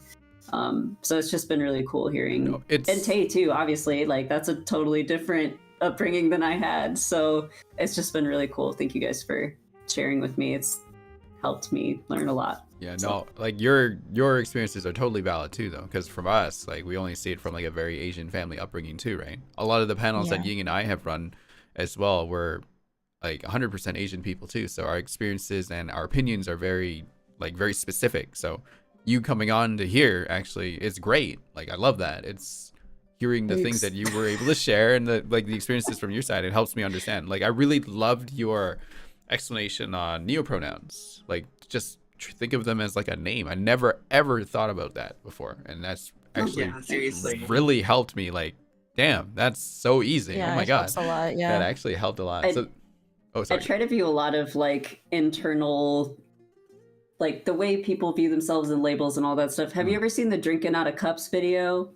There's a line in that where he's like, "Not my chair, not my problem," and that's kind of how I deal with like a lot of people when they're trying to figure stuff out, and they're like, "Can you do this?" I'm like, "Yeah, whatever. Not my chair, not my problem." Yeah, no, if that's what's gonna get you through the day, let's do it. So that's really good. I love it. But yeah, I guess for my advice and considerations, very similar to all of you, about your journey is your journey. It's no one else's.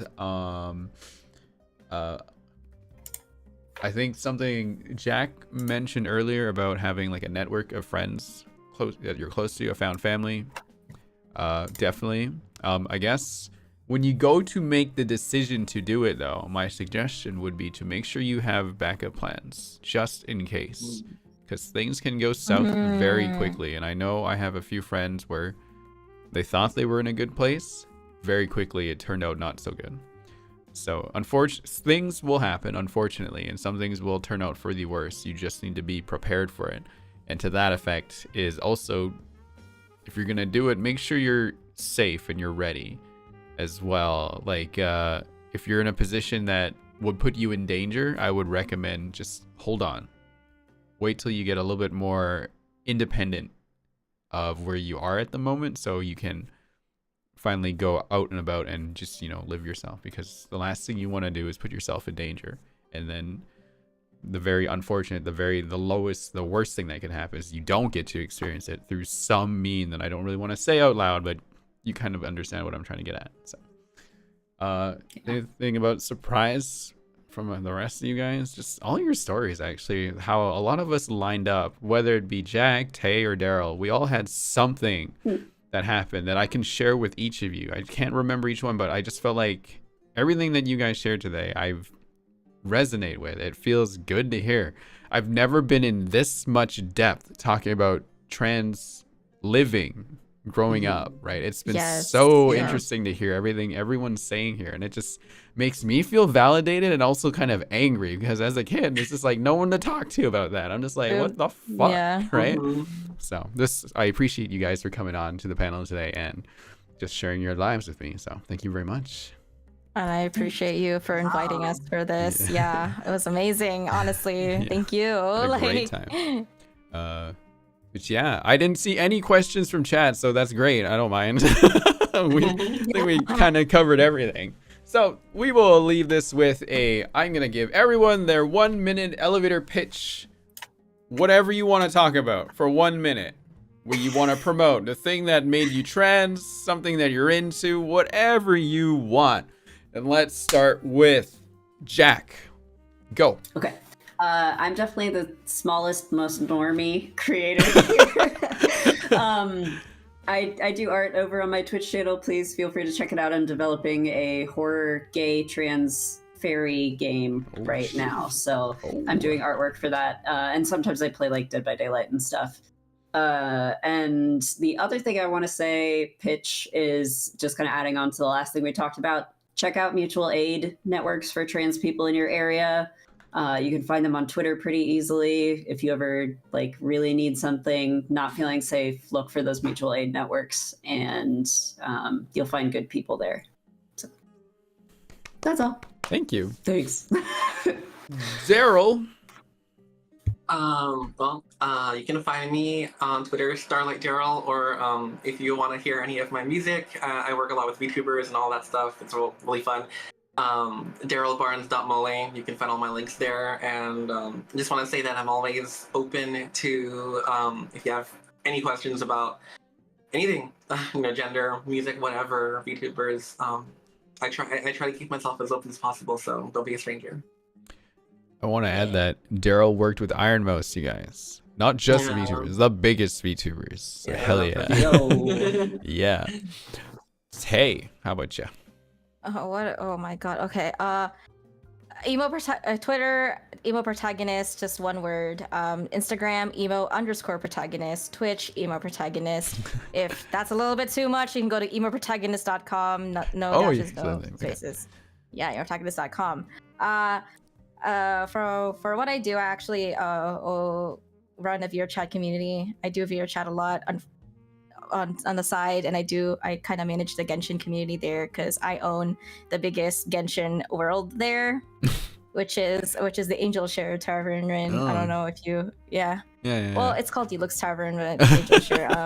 Don't go there. Like don't go there. I don't. Yeah, I know we are totally. Go there.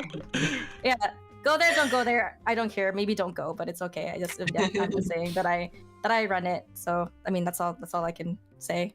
The moment, that's all really what I'm into, other than cosplay. Follow my cosplay, that's it. All right. Thank you very much. I guess for me, you guys know who I am if you're here already, so I'm gonna pitch something else. Do you guys like card games? Do you like Genshin Impact? Well, every Thursday for a while now, I'm gonna be doing Thursday TCG Genshin nights, 7 p.m. Pacific, where we learn how to play TCG together, especially with the new cards, builds, and decks and things. So if you have questions, come over to Rintaichou on Twitch, maybe YouTube. No, I mean Parallel Universe, maybe. And I will teach y'all how to play the TCG, or you can teach me how the TCG works. We'll learn together. And this is for good reason, which I can't say quite yet, but I'll let you guys know soon. There you go. The suspense. The suspense. Anyway, and that was it, everyone. Thank you, Jack, Daryl, and Tay, for joining me today on this panel. Thank you very much. It's very wonderful to have you guys here. Thank you, big hearts. Yeah. Thank you, chat and Parallel Universe chat, for listening in. You've all been on your best behavior, actually. It's been wonderful to see.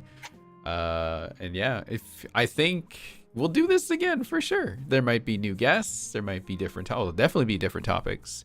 And maybe Ying and I might pull up another Ace panel topic for sure. If you want to see the panels I did with Ying, this is going to be a VOD on YouTube. I'll put all the links over there too, as well, so you can check them out there. But other than that, once again, thank you all for coming in, and I guess have a wonderful rest of your evening, day, or night. Thank you very much, everybody. Bye-bye, everyone. Bye. Bye. Bye. Whoa. Don't say anything for like 10 seconds. Because there's a big screen that says bye on the screen. Shh. Very professional stream. Because I can't mute you guys because we can hear them anyway. Wait.